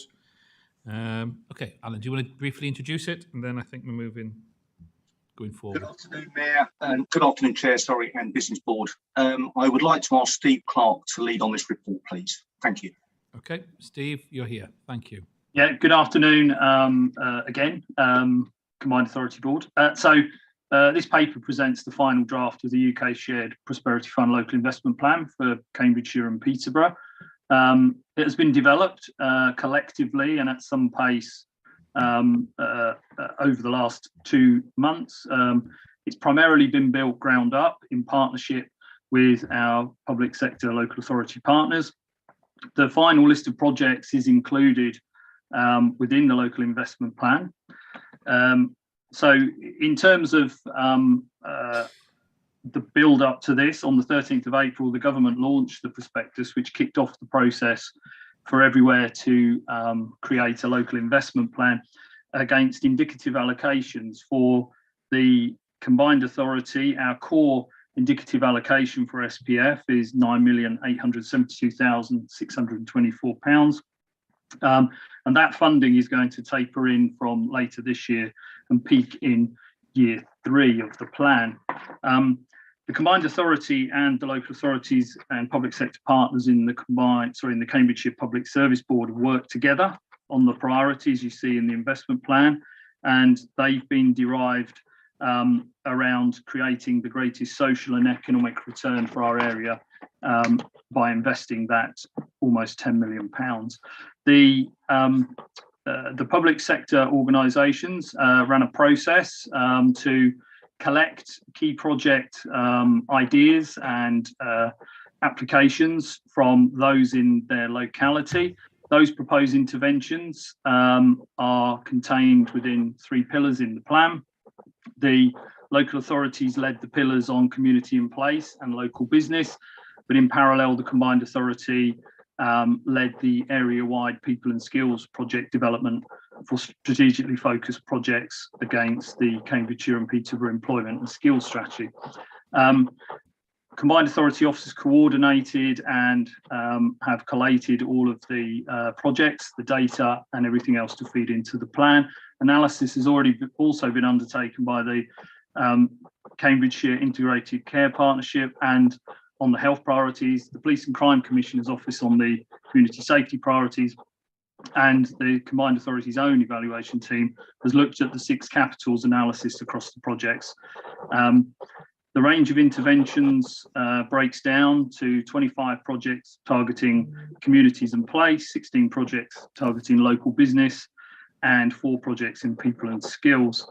The 3 all-area people and skills projects starting in year 3, as mentioned, being coordinated by the CPCA skills team, will work with all local authority skills leads over the next 18 months to formulate the delivery based on a needs-based analysis and a deployment on the ground that targets the outputs, factoring in the potential added costs of achieving output outcomes in different parts of the geography to ensure those projects deliver the impact where there is highest need and inequality within the combined authorities geography.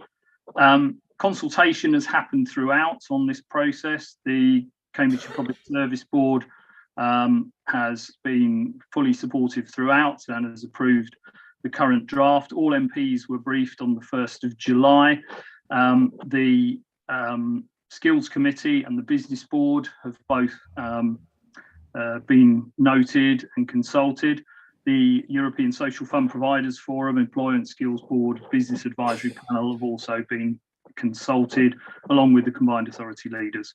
The window closes on the 1st of August for submitting this plan online. And obviously we'll take any feedback from members today and move very quickly to submit before Monday. Approval of the plan is expected during September, October, with the first payment arriving sometime in October. And the CPCA will now work with local authorities on the proposed delivery arrangements for all of the projects while we await confirmation from government. I'm happy to take any questions. Thank you, Steve. Well, I'm moving the recommendation from the chair. I need a seconder. Councillor Bowden. Report is open to debate. Councillor Bowden. Thank you, Mayor. Mayor, first of all, thank you for the intervention that you made personally when dealing with the Finland element of this. It's extremely, it was extremely helpful for you to do so, and it's allowed us to come together in unity in how we're moving forwards. I do have a very brief question, and with a follow-up. My question is, it's the multiply element of this particular funding. Now, I know that's to be delivered by the County Council, but that is part of the CPCA's work, which, and you're nodding your head, so I am nodding because also I know somebody who knows an awful lot about it, who I might be able to bring to the table. No, that's fine. Absolutely. So the interest I have on that, and I really would like this in as a written answer rather than necessarily being told it, I'm interested in the needs assessment as far as the multiply work is concerned. I'd really be interested in an assessment of where the need is, because I don't have visibility of that. And I'd really be interested to know, particularly on the numeracy side, what is the geographical or other split of the needs element within the Cambridgeshire part of this? Okay. Well, we do have the expert in the room with regard to this multiply money. Do you want to, Fliss, do you want to answer that and then also do a written answer later? Or please, thank you. Over to you, Fliss. I will do, thank you. So just to confirm, it is a combined authority who are also delivering on the multiply part of the UK SPF. As part of the investment plan, we have undertaken some analysis of those lower levels of numeracy, and we've also looked at family learning too, and where we are seeing that our young people are also failing at level 2 maths, and so therefore trying to tackle the issue at a number of different angles and a number of different levels. So I can provide you with some of the data, and I will do that in the paper and make sure that that's circulated to all of the board, looking at a number of pockets, and where you would expect, Councillor Bowden, there is significant need in your constituent authority. I feared that would be the case, but I'd be grateful for the data. Okay. Thank you. Thank you, Mayor. Okay. Any other comments? Councillor Bailey? Just a quick question. You know, it wasn't a great SPF settlement, was it, in the first place? So we need to maximise this money. Can someone just explain what is the process from here? Is it the case that these bids have to be sort of signed off, agreed? Have they had any sort of external set of eyes put across them to see, you know, about the quality of our proposals? Yeah. Okay. That's your space, Yep. Steve. It is indeed. Yes, the next steps here will be we will run independent appraisal across the projects, and that's mainly going to focus on, as you say, the sort of value for money, the meeting the criteria against SPF and also subsidy control. But we will parallel process, as I mentioned earlier, discussions with each of the local authority teams about how each of these projects is going to be delivered, whether it's a delivery in-house, commissioned, or whether it's a separate contractual arrangement with another body. So we will be working through all that between now and, as I say, first payment coming in October, so that we are ready to go with all of the projects. Of course, if any of the projects, if there are any, it will be a consultative process. If through an external appraisal, any of the projects throw up a flag, we will work with the local authorities to see what can be done to resolve that. Ultimately, if it can't be, we'll move to a different project. DLUC have been very clear that they're happy to move money between projects in the SPF programme as we go across the 3 years. So. Okay. No further comments. So I'm going to propose to take the recommendations to this report as agreed unanimously, unless anyone objects now. No objections, so we've got a unanimous there on the UK. Thank you, Steve, for your work so far, and Alan as well. Appreciate that. I think you're staying with us, Steve, now for item 4.4, which is the North Cambridgeshire Training Centre infrastructure funding. And as you're in your role as the senior responsible for local growth funds, market insight and evaluation, could you now present the report, please? Yeah, thank you.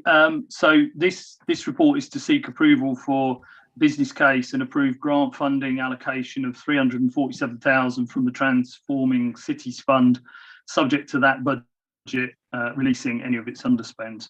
The report also outlines that this is to enable access of the A141 junction in Chatteris to the new facility, which has been funded by Local Growth Fund.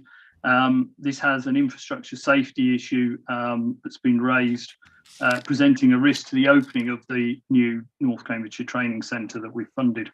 The new training centre has been built to meet the needs of the local community and local businesses and support to address the lack of training facilities for apprentices, training and other forms of learning in the area. The expenditure that's being requested relates to a planning obligation. At the time of the original bid, the full details of the planning mitigation were unknown. A comprehensive transport assessment was undertaken and ongoing dialogue has taken place with the project lead, Stainless Metalcraft, and the local highways authority, County Council, regarding a safe and acceptable design of this essential preoccupation mitigation. The training centre is phase one of a wider site development that will also need to facilitate opening the site for vehicular, cycle and pedestrian access. The original project plan hopes that minimal works would be required to enable use off the roundabout and access to the site. That's because it was already a current junction in use, basically. But it's become apparent that the requirement to modify the roundabout design is needed to satisfy safety concerns. The project manager has worked hard to develop some kind of contingency and find the funding to cover costs from wherever they can, internally and externally related to the project. They have secured further commitment from the parent group company to add an additional contingency funding of 10% of the overall roundabout works costs. The applicant and their appointed education provider through this process have committed to deliver an extra 10% across all of their learner outputs in relation to securing this extra grant to do the works. So, and also just to add, the business and skills team have committed to review the processes in working with partners when we bring forward capital projects of this nature. In particular, review how best the capital costs reflect transport costs, predicting what could happen. Obviously, hearing that things like transport modelling mentioned earlier, impact assessments need to be done much earlier in the project. We believe the case for the scheme remains strong despite the cost increase, and that's backed by the commitment of the company to increase the output by 10% from the project. I'll take any questions. Thank you. Okay, I'm going to move recommendations from the chair. Does any of a seconder? Councillor Bowden. And yeah, absolutely, yeah, that's debate. Yeah. Well, I was only going to thank the officer for the fact that we've learned lessons, because I think the answer is we couldn't not support this, having got this close and then be in a position that we can't open it. But I'm really glad that we might not find ourselves in this pace again unwittingly. Councillor Williams. Thank you, Nick. Coming new to this, I couldn't see any reference in the report to public transport. Is this being served by public transport? Sorry. Steve, do you want to come in? Yeah, no, the site, yes, indeed, the site will be served by public transport, and West Suffolk College, who are the education provider, have been busy drawing up a transport plan for the site, which we can obviously circulate afterwards. But yes, public transport is a factor when you're dealing with young people and provision of training for young people. And actually the concern about the safety on the roundabout, obviously reflects that, that there's not just speed of traffic here, you've got young people coming in and out of sight. Okay, Councillor Bowden. Thank you, Mayor. Mayor, first of all, thank you and the Combined Authority for continuing to support this and putting this forward. And I seconded this. I'm obviously going to be supporting it. I have to say that it's very disappointing that there have been these delays as far as this particular item is concerned, because the requirement for the quantity of work which is required on this roundabout became clear very, very late in the process. And then it took a long time from that requirement becoming clear to getting to the stage that we're at now. And I deeply regret that delay, but I'm grateful that we are picking up the tab here and that we are managing, in conjunction with the company, it has to be said, to move forwards. It'll be very, very good news for the area. And this training will fill a massive hole so far as training and skills is concerned in the area, which will be invaluable. But, Mayor, it won't be the whole story. And I'm just going to ask you if you will agree with me that sometimes circumstances change in our area. And when they do, sometimes the training requirement may change. And when that training requirement may change, we surely would aim to be nimble and quick in meeting those new challenges which will come forward. Is that a question? I'm not quite sure I understood the question, to be honest. My question is, if it turns out at some stage in the future that some additional training needs are required because circumstances change, you will want the Combined Authority to act quickly to meet those requirements. I would expect the board to support all of that nimbleness and being able to support the skills agenda, working with an excellent team that we have within the Combined Authority. Does that answer your question? Absolutely, I'll remember that answer. Thank you. Okay, thank you. Okay, well, I'm happy to move to the vote. Do you want to make any comment, Lucy? No? Okay. Oh, God, put myself. Right, move to the vote. Votes in favour. Okay, we've got that as a unanimous for those present. Moving on to 4.5 is a Cambridgeshire Peterborough growth company. Thank you. Oh, he's gone. Okay, thank you. Okay, thank you. Oh, he's back. Thank you, Steve. Appreciate it. Okay. Item 4.5 is Cambridgeshire Peterborough Growth Company Limited, Growth Co, allotment of new shares to the Combined Authority. And as our Senior Responsible Officer for Growth Works, Alan, would you briefly explain and introduce the report? Good afternoon, Chair and Combined Authority. The Business Board and the Combined Authority Board recently authorised the investment of £400,000 of LGF recycled funds to the Cambridgeshire Peterborough Business Growth Company, that is Growth Co, for the inwards investment service line as part of the Growth Works contract. As a result of this investment, Growth Co is now seeking to issue £400,000 of additional £1 shares to the CPCA for this investment of £400,000. Thank you. Okay. Well, do you want to discuss this report? Anybody? Yes. Okay. Councillor Bowden for questions. I suppose I've got a public duty to say this. I didn't understand this paper. Sorry if it's my stupidity, my lack of understanding. I fully understand making an investment in Growth Co. That's fine as an investment. This looked as being part of recycled LGF. I just didn't understand the connections here. Now, are we merely providing a base capital for Growth Co here, and that's why the £400,000 £1 shares are being issued? Is there something else within this that I'm not putting the pieces together with? Maybe this was made too complicated. Is it just simply that we are funding them and we're providing the necessary base capital for the company to work? I'll leave this one to one of you two. Yes, that's correct. And we did this as part of the original LGF funding for the original full business case for the growth service. All right, we've got a happy Councillor Bowden, so that's okay. I'm going to move to the vote. Those in favour? Those against? Okay, so we're unanimous. Okay, so we've now completed. Thank you, Alan. Thank you, Steve. So we've completed part 4 of Combined Authority decisions. We're going to jump over 5 because we've done it. We're now moving to part 6, which is the Business Board recommendations to the Combined Authority. And if we just get myself there. Part 6 of the agenda, Business Board. I would remind members that when the Combined Authority Board takes decisions as the accountable body for the Business Board, it is committed to acting in line with our assurance framework in the interest of the Cambridgeshire and Peterborough area as a whole, and taking decisions based on the recommendations of the Business Board. Item 6.1 is the Growth Works Management Review, July 2022, with Steve Clark as our Senior Responsible Officer for Local Growth Funds, Market Insight and Evaluation, joining us continuous remotely to briefly introduce the report.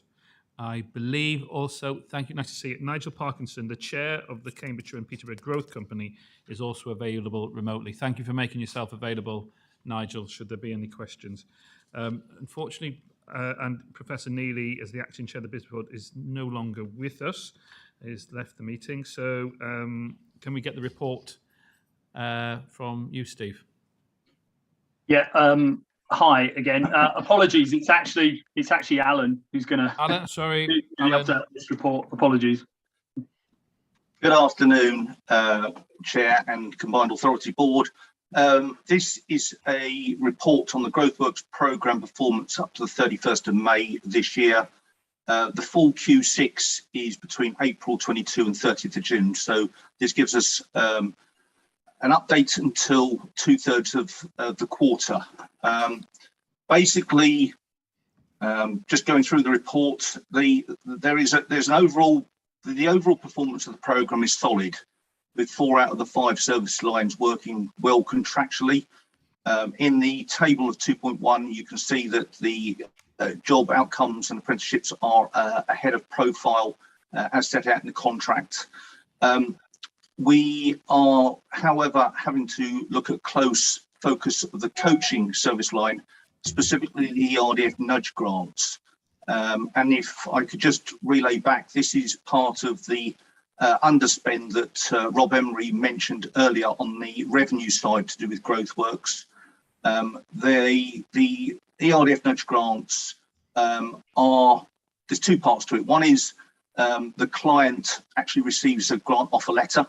That performance is on track, okay, against profile. Where we've got some difficulty and we're given some close focus on is that the actual claims coming through from the businesses having completed their coaching is behind profile. We're doing a lot of work with Gately Economic Growth Services and the consortium to understand why. One of the aspects that we're finding at the moment is that clients are taking a lot longer to undertake and fulfill their coaching than first previously thought. When we first set up the GrowthWorks contract, we felt that this would be a 6-month cycle. Is now looking to be 9 to 10 months, and we're trying to ascertain why that is. But it could be because businesses are faced with a number of other challenges at the moment, with the economic climate as it is. We are convinced and confident that with 18 months to go, the RDF nudge grants will be fulfilled, and we're working with the consortia on that aspect. To help that consortium member, we have also asked for the Gately Economic Growth Services, the Prime, to take over the equity line, which is also slightly behind, with a renewed vigour and a new plan to come into place from August. The inward investment service line is working extremely well, and thank you for that additional funding. And the skills service line is also working well at this point. I've got nothing further to say at this point. Thank you, Alan. Does anybody want to make a comment about the report?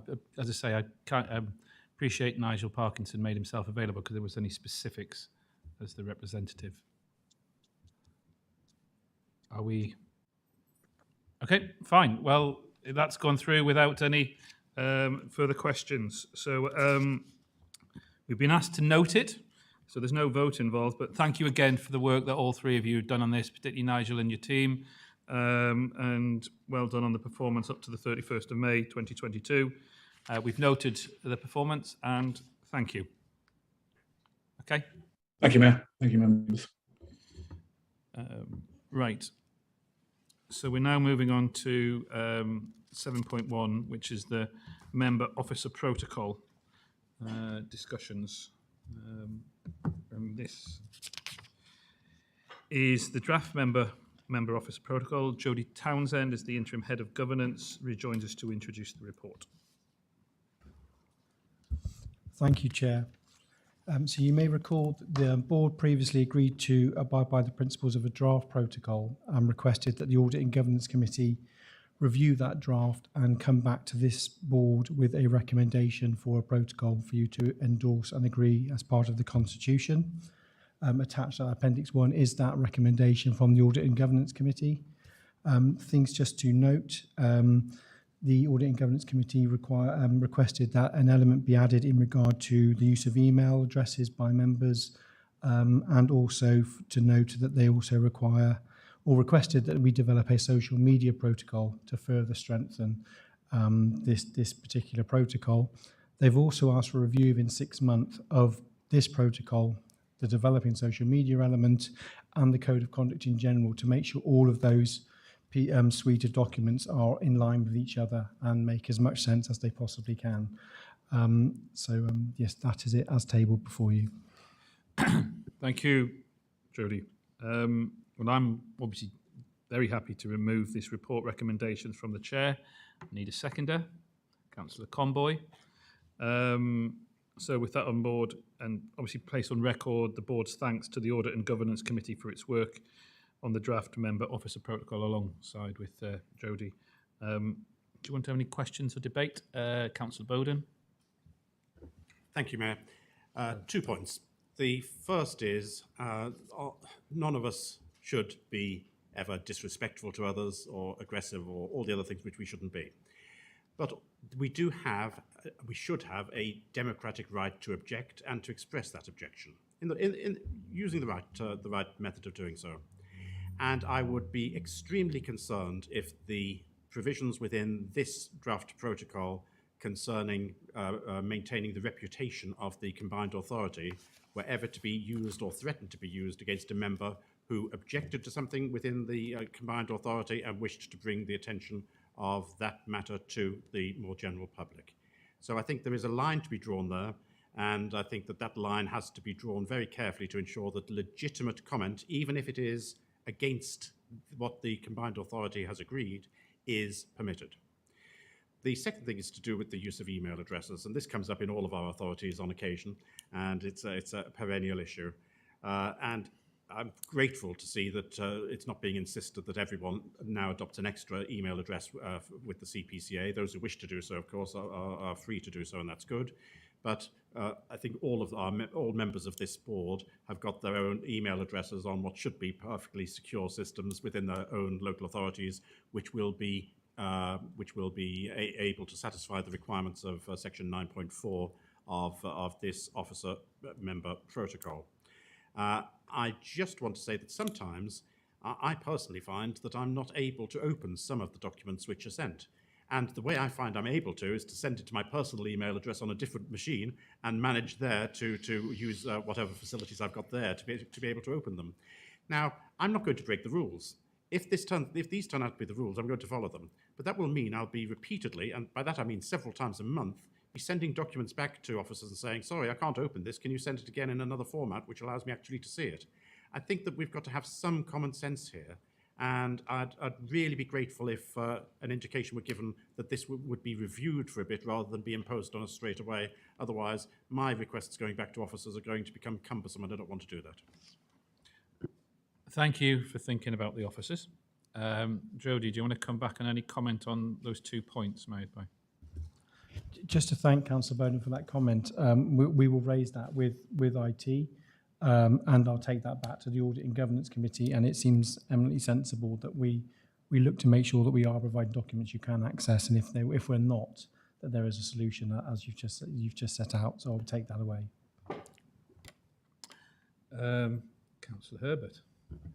Well, I'm really in favour of the principles of this document, but I think one of the challenges is when you put a document together quickly, you don't necessarily check parts of it. And it was the case as with Councillor Bowden, that when I was being sent documents, they were rejected by my council's IT system because the system refused to recognise the route that was being used for sending confidential documents. So I think if this is going, I'm happy with this.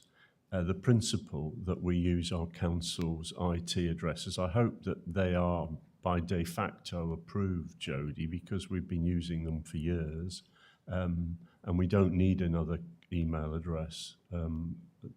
But it was the case during the recent sending of significant quantities of confidential documents that the Assistant Director of HR sent me documents to my private email address because that was the only way I could open them. So if we could at the same time just raise with IT that we need to have a better system of documents sharing. I personally have never breached a confidentiality to my knowledge in 25 years as a councillor, and I sometimes get a little upset when documents are sent in such a complicated way that suggests that extra precautions are needed against the damage I might create.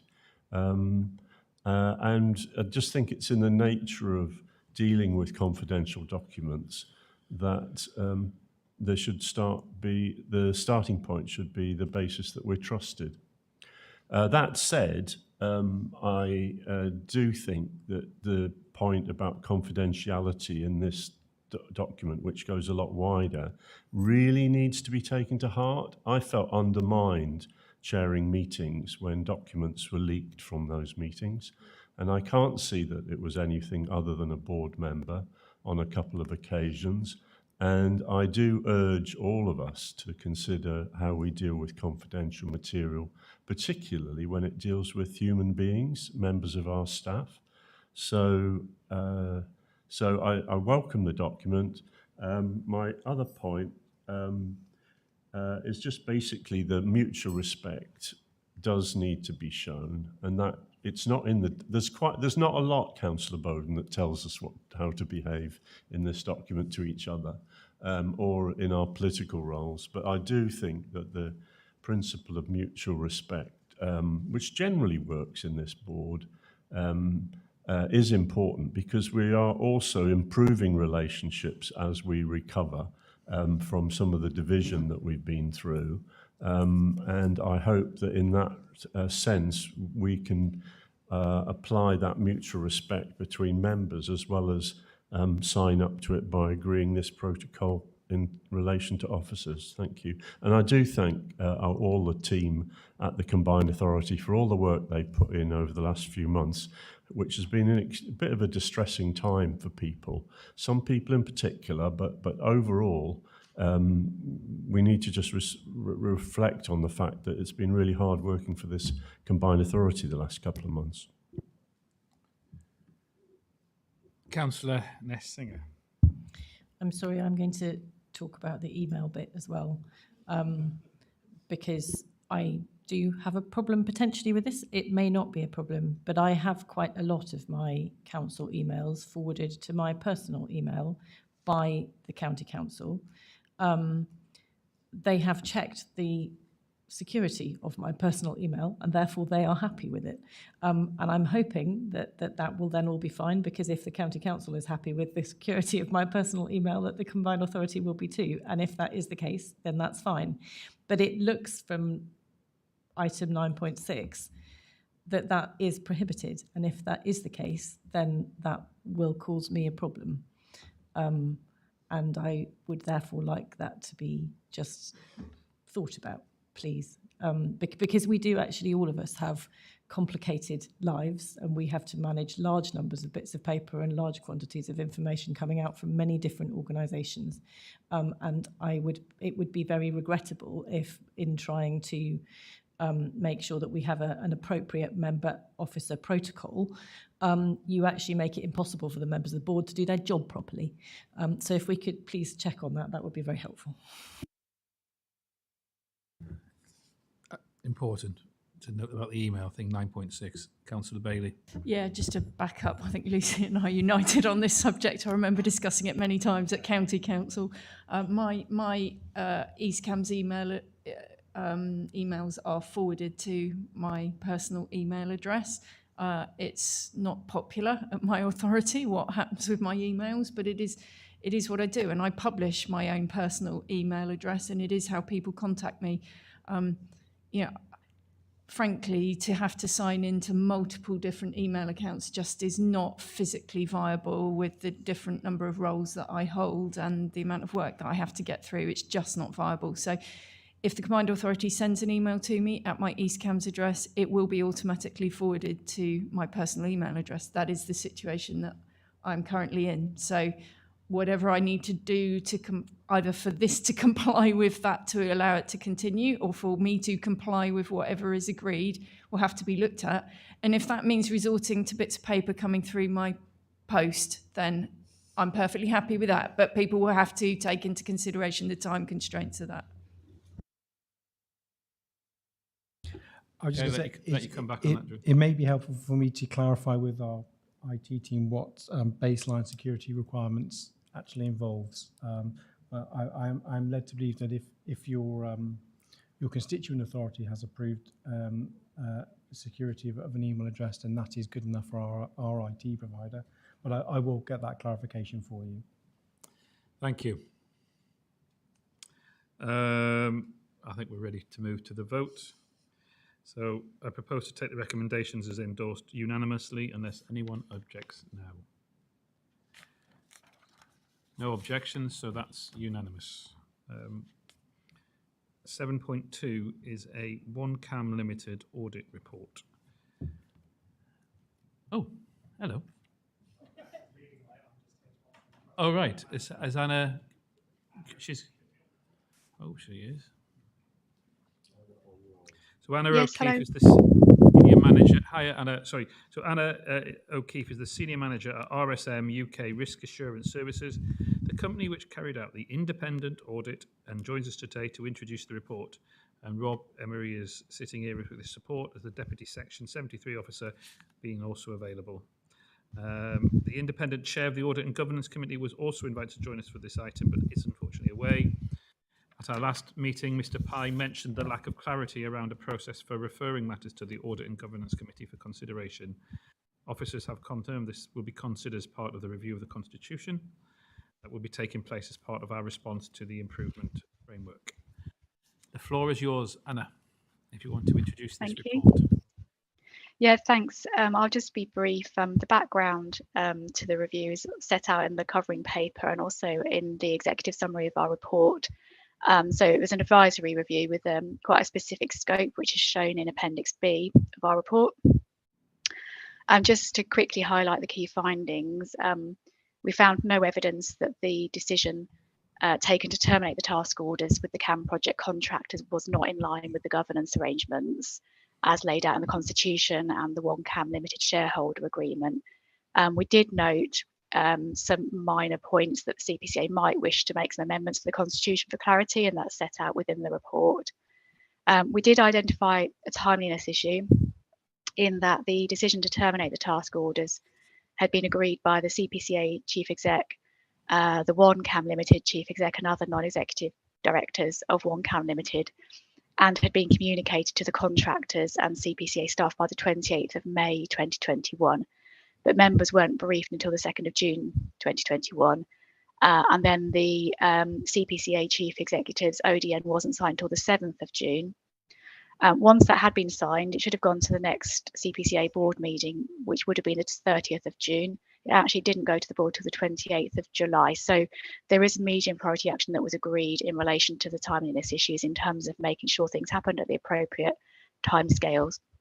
And a couple of low priority actions, as I mentioned, around some things to consider when reviewing the Constitution, and another one slightly related to timescales as well. Thank you, Anna. I'm going to open the report for debate. Councillor Bailey.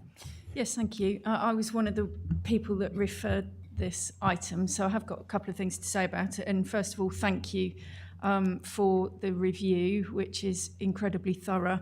One of the issues that we encountered when we tried to refer this is that there was no referral process for how to raise something with the Audit and Governance Committee, and I don't know if we've got that in place yet, but that is one of the, I can't remember whether it's a recommendation in the actual report itself or the covering report, but that does need addressing because I still don't think members are aware of how they're supposed to refer something to Audit and Governance. I'm not sure a process yet exists. So that's one point.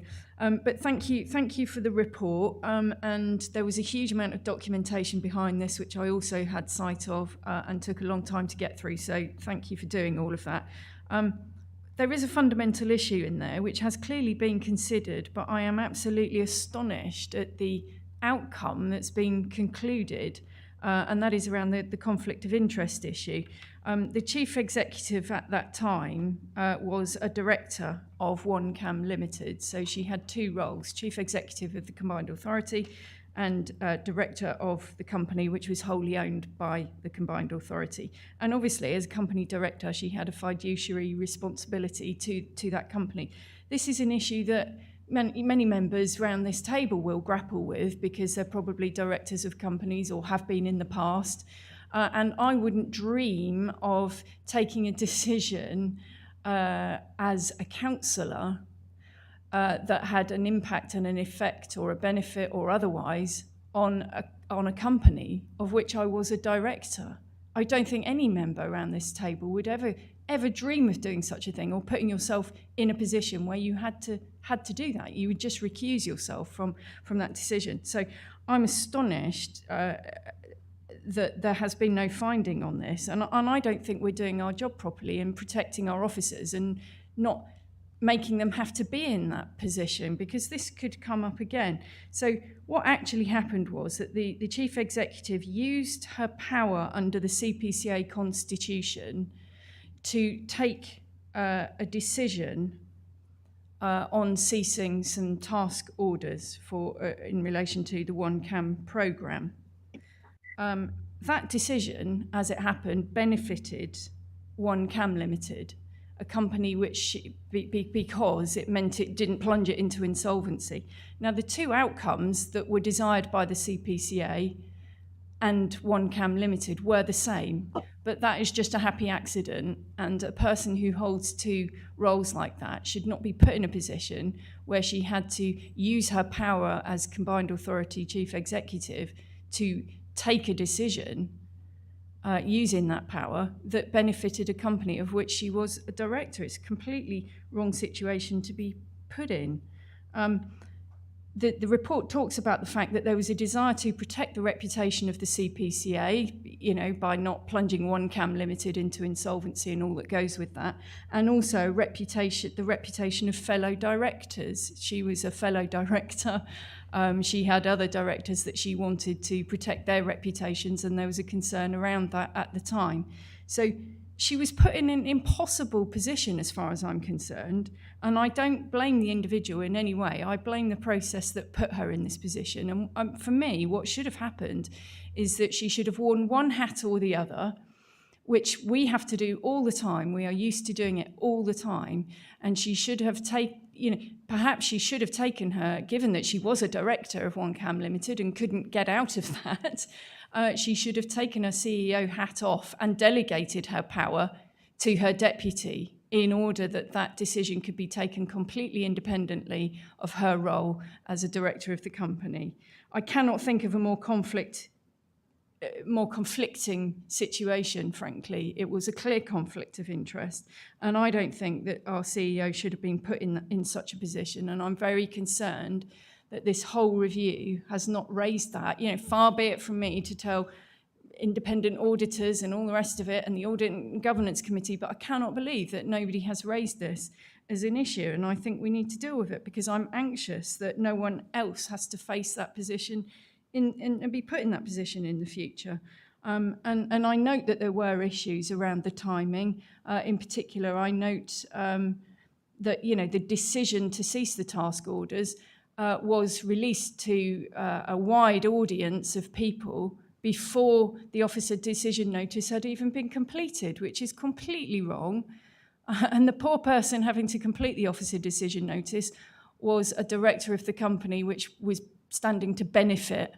Honestly, I would ask the question of the auditors how that is not perceived to be a conflict of interest. The fact that the desired outcome was the same is not the point at all. And I would put it back to the Audit and Governance. I've been waiting for this report. I'd put it back to the Audit and Governance Committee to reconsider this very point, because I don't think our officers should be put in that position. It's an invidious position to be placed in. And for me, what should have happened is that she should have delegated the decision to cease the task orders to her deputy, so that she wasn't placed in that terrible position.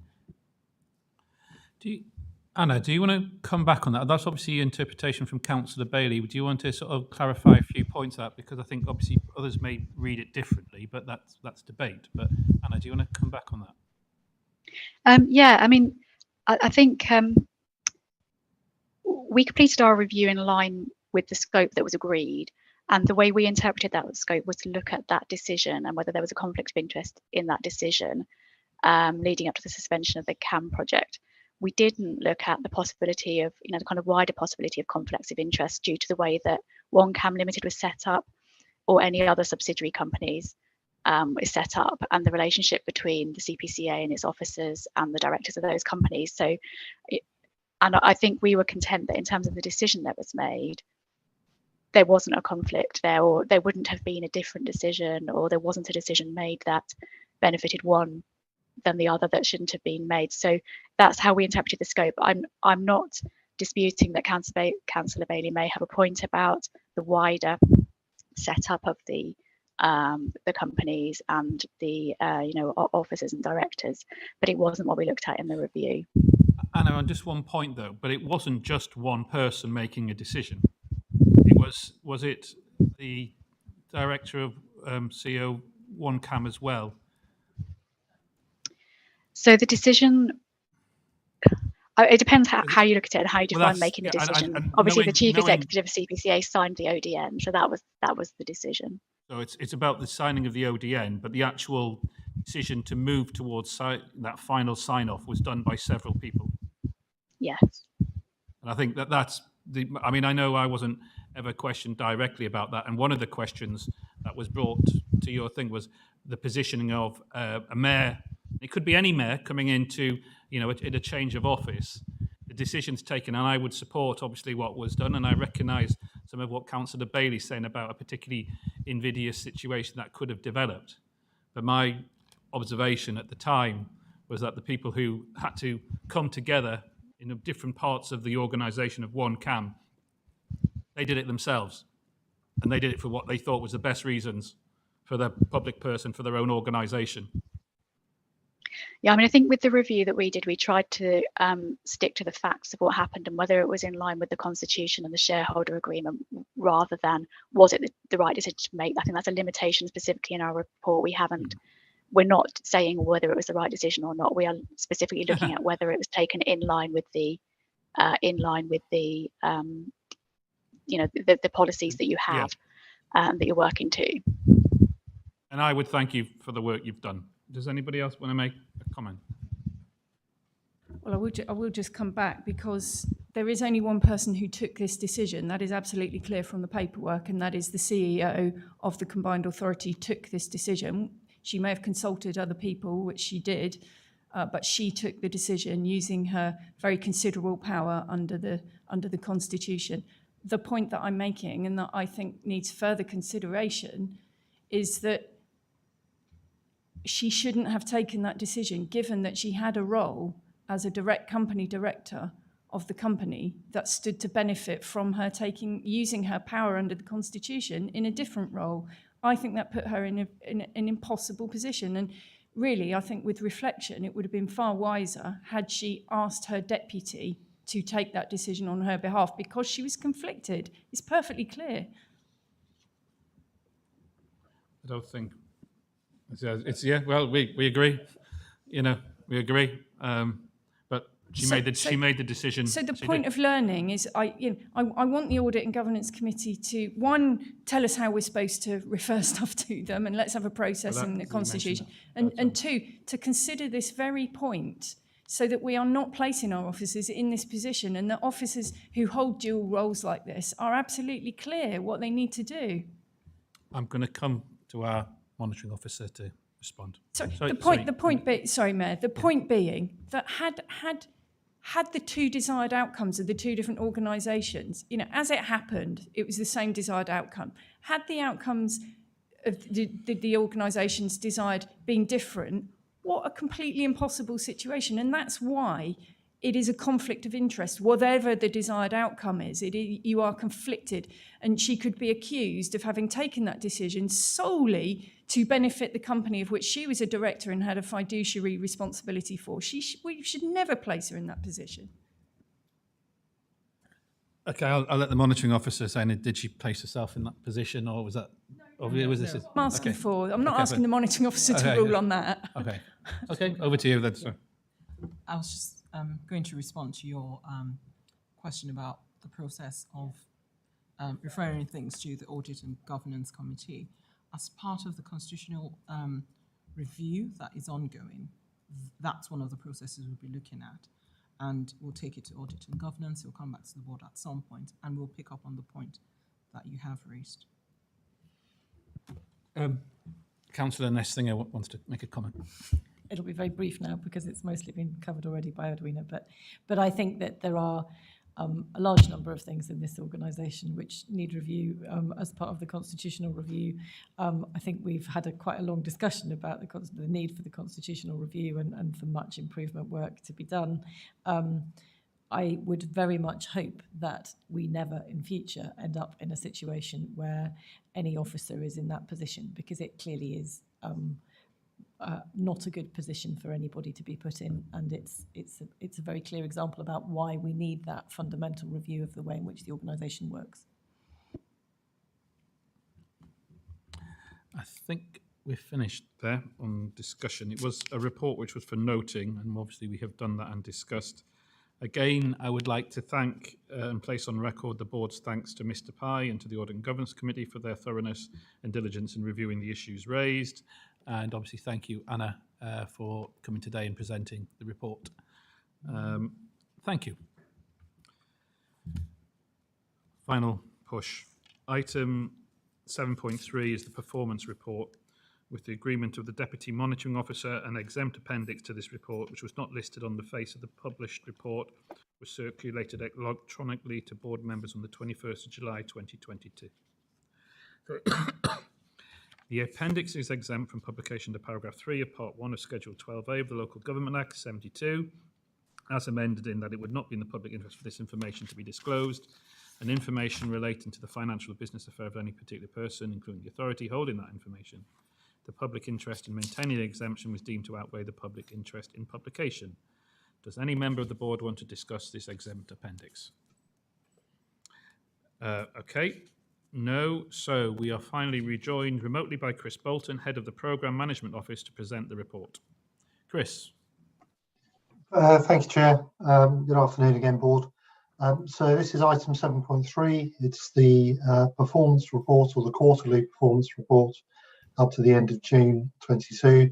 The Board's asked to note the performance. This is the last sort of report that's going to be sort of brought forward looking at the GVA, the jobs and the housing targets.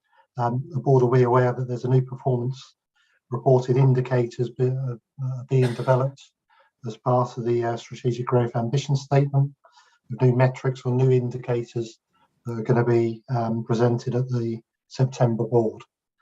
In essence, the performance report sort of pulled through from all the individual project monthly highlight reports. So they're given a rating with regards to performance, and also, as Rob Emery noted earlier on, around the financial progress against spend.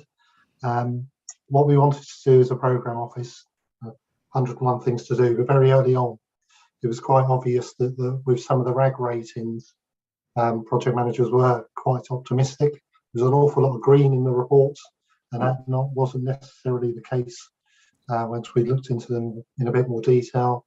So in addition to sort of refining the RAG ratings, We also have monthly meetings now with the finance officer, the PMO and the project managers to give a more realistic RAG rating.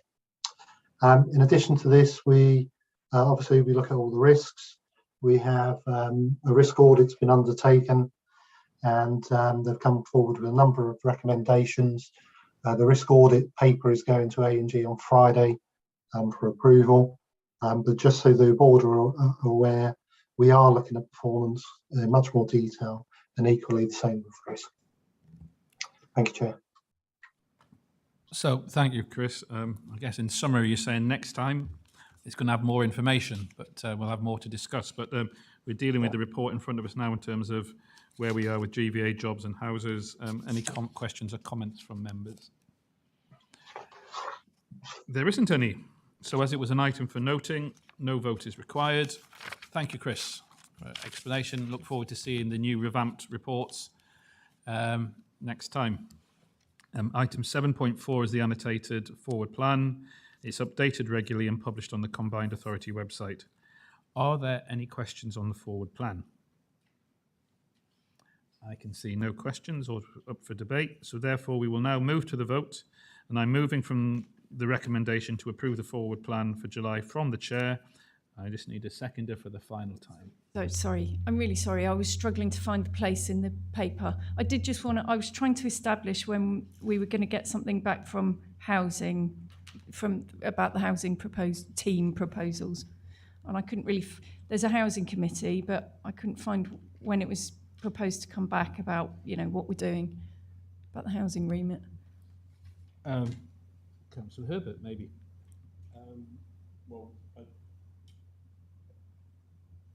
Slowly.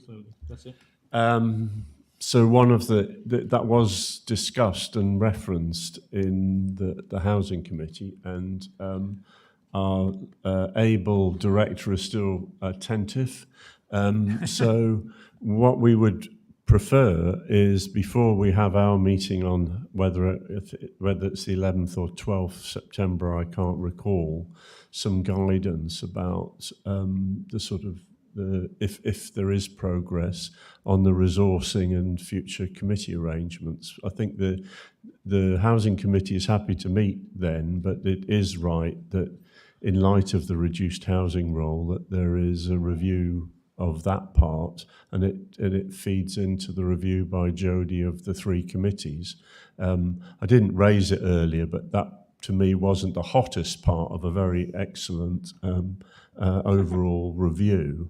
But I think it is in the hands of the Combined Authority in the autumn to review those sort of delivery committees, if you can call them that, and work out the right split. And I think that needs to be done looking at all of them.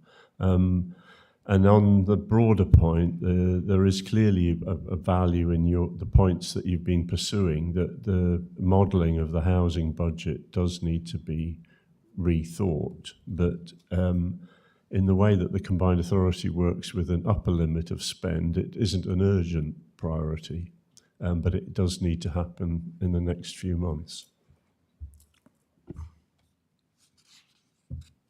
I mean, I would only take issue in that I think it is more urgent priority than that, in that it's, £500,000 spend, and I don't know what they're doing, frankly, putting it bluntly. I don't know if Gordon wants to add anything, but amongst other issues, it's on the list for review. And obviously reassured from our CEO that he's, and I know, working very hard on it. Do you want to make a comment, Gordon, just go to that specific? I've got nothing to add on the detail other than the generality of pulling these things together. And I know it's on the list. Roger's already raised it with me and his thoughts. So it needs to be pulled into that exercise. So I don't think money's going to be wasted. Okay. Well, on that note, right. So we're moving the recommendation to approve the forward plan for July from the chair. I need a seconder. Councillor Singer. And I will take it, noting comments just made, that the forward plan is approved unanimously unless anyone indicates otherwise now. So, therefore, that's unanimous. No one has objected. We had a reserve date of the 31st of August, and it's now going to be used. And I am understanding we will be meeting up the road at New Shire Hall in Alconbury. The meeting is now closed at just before 10 to 3.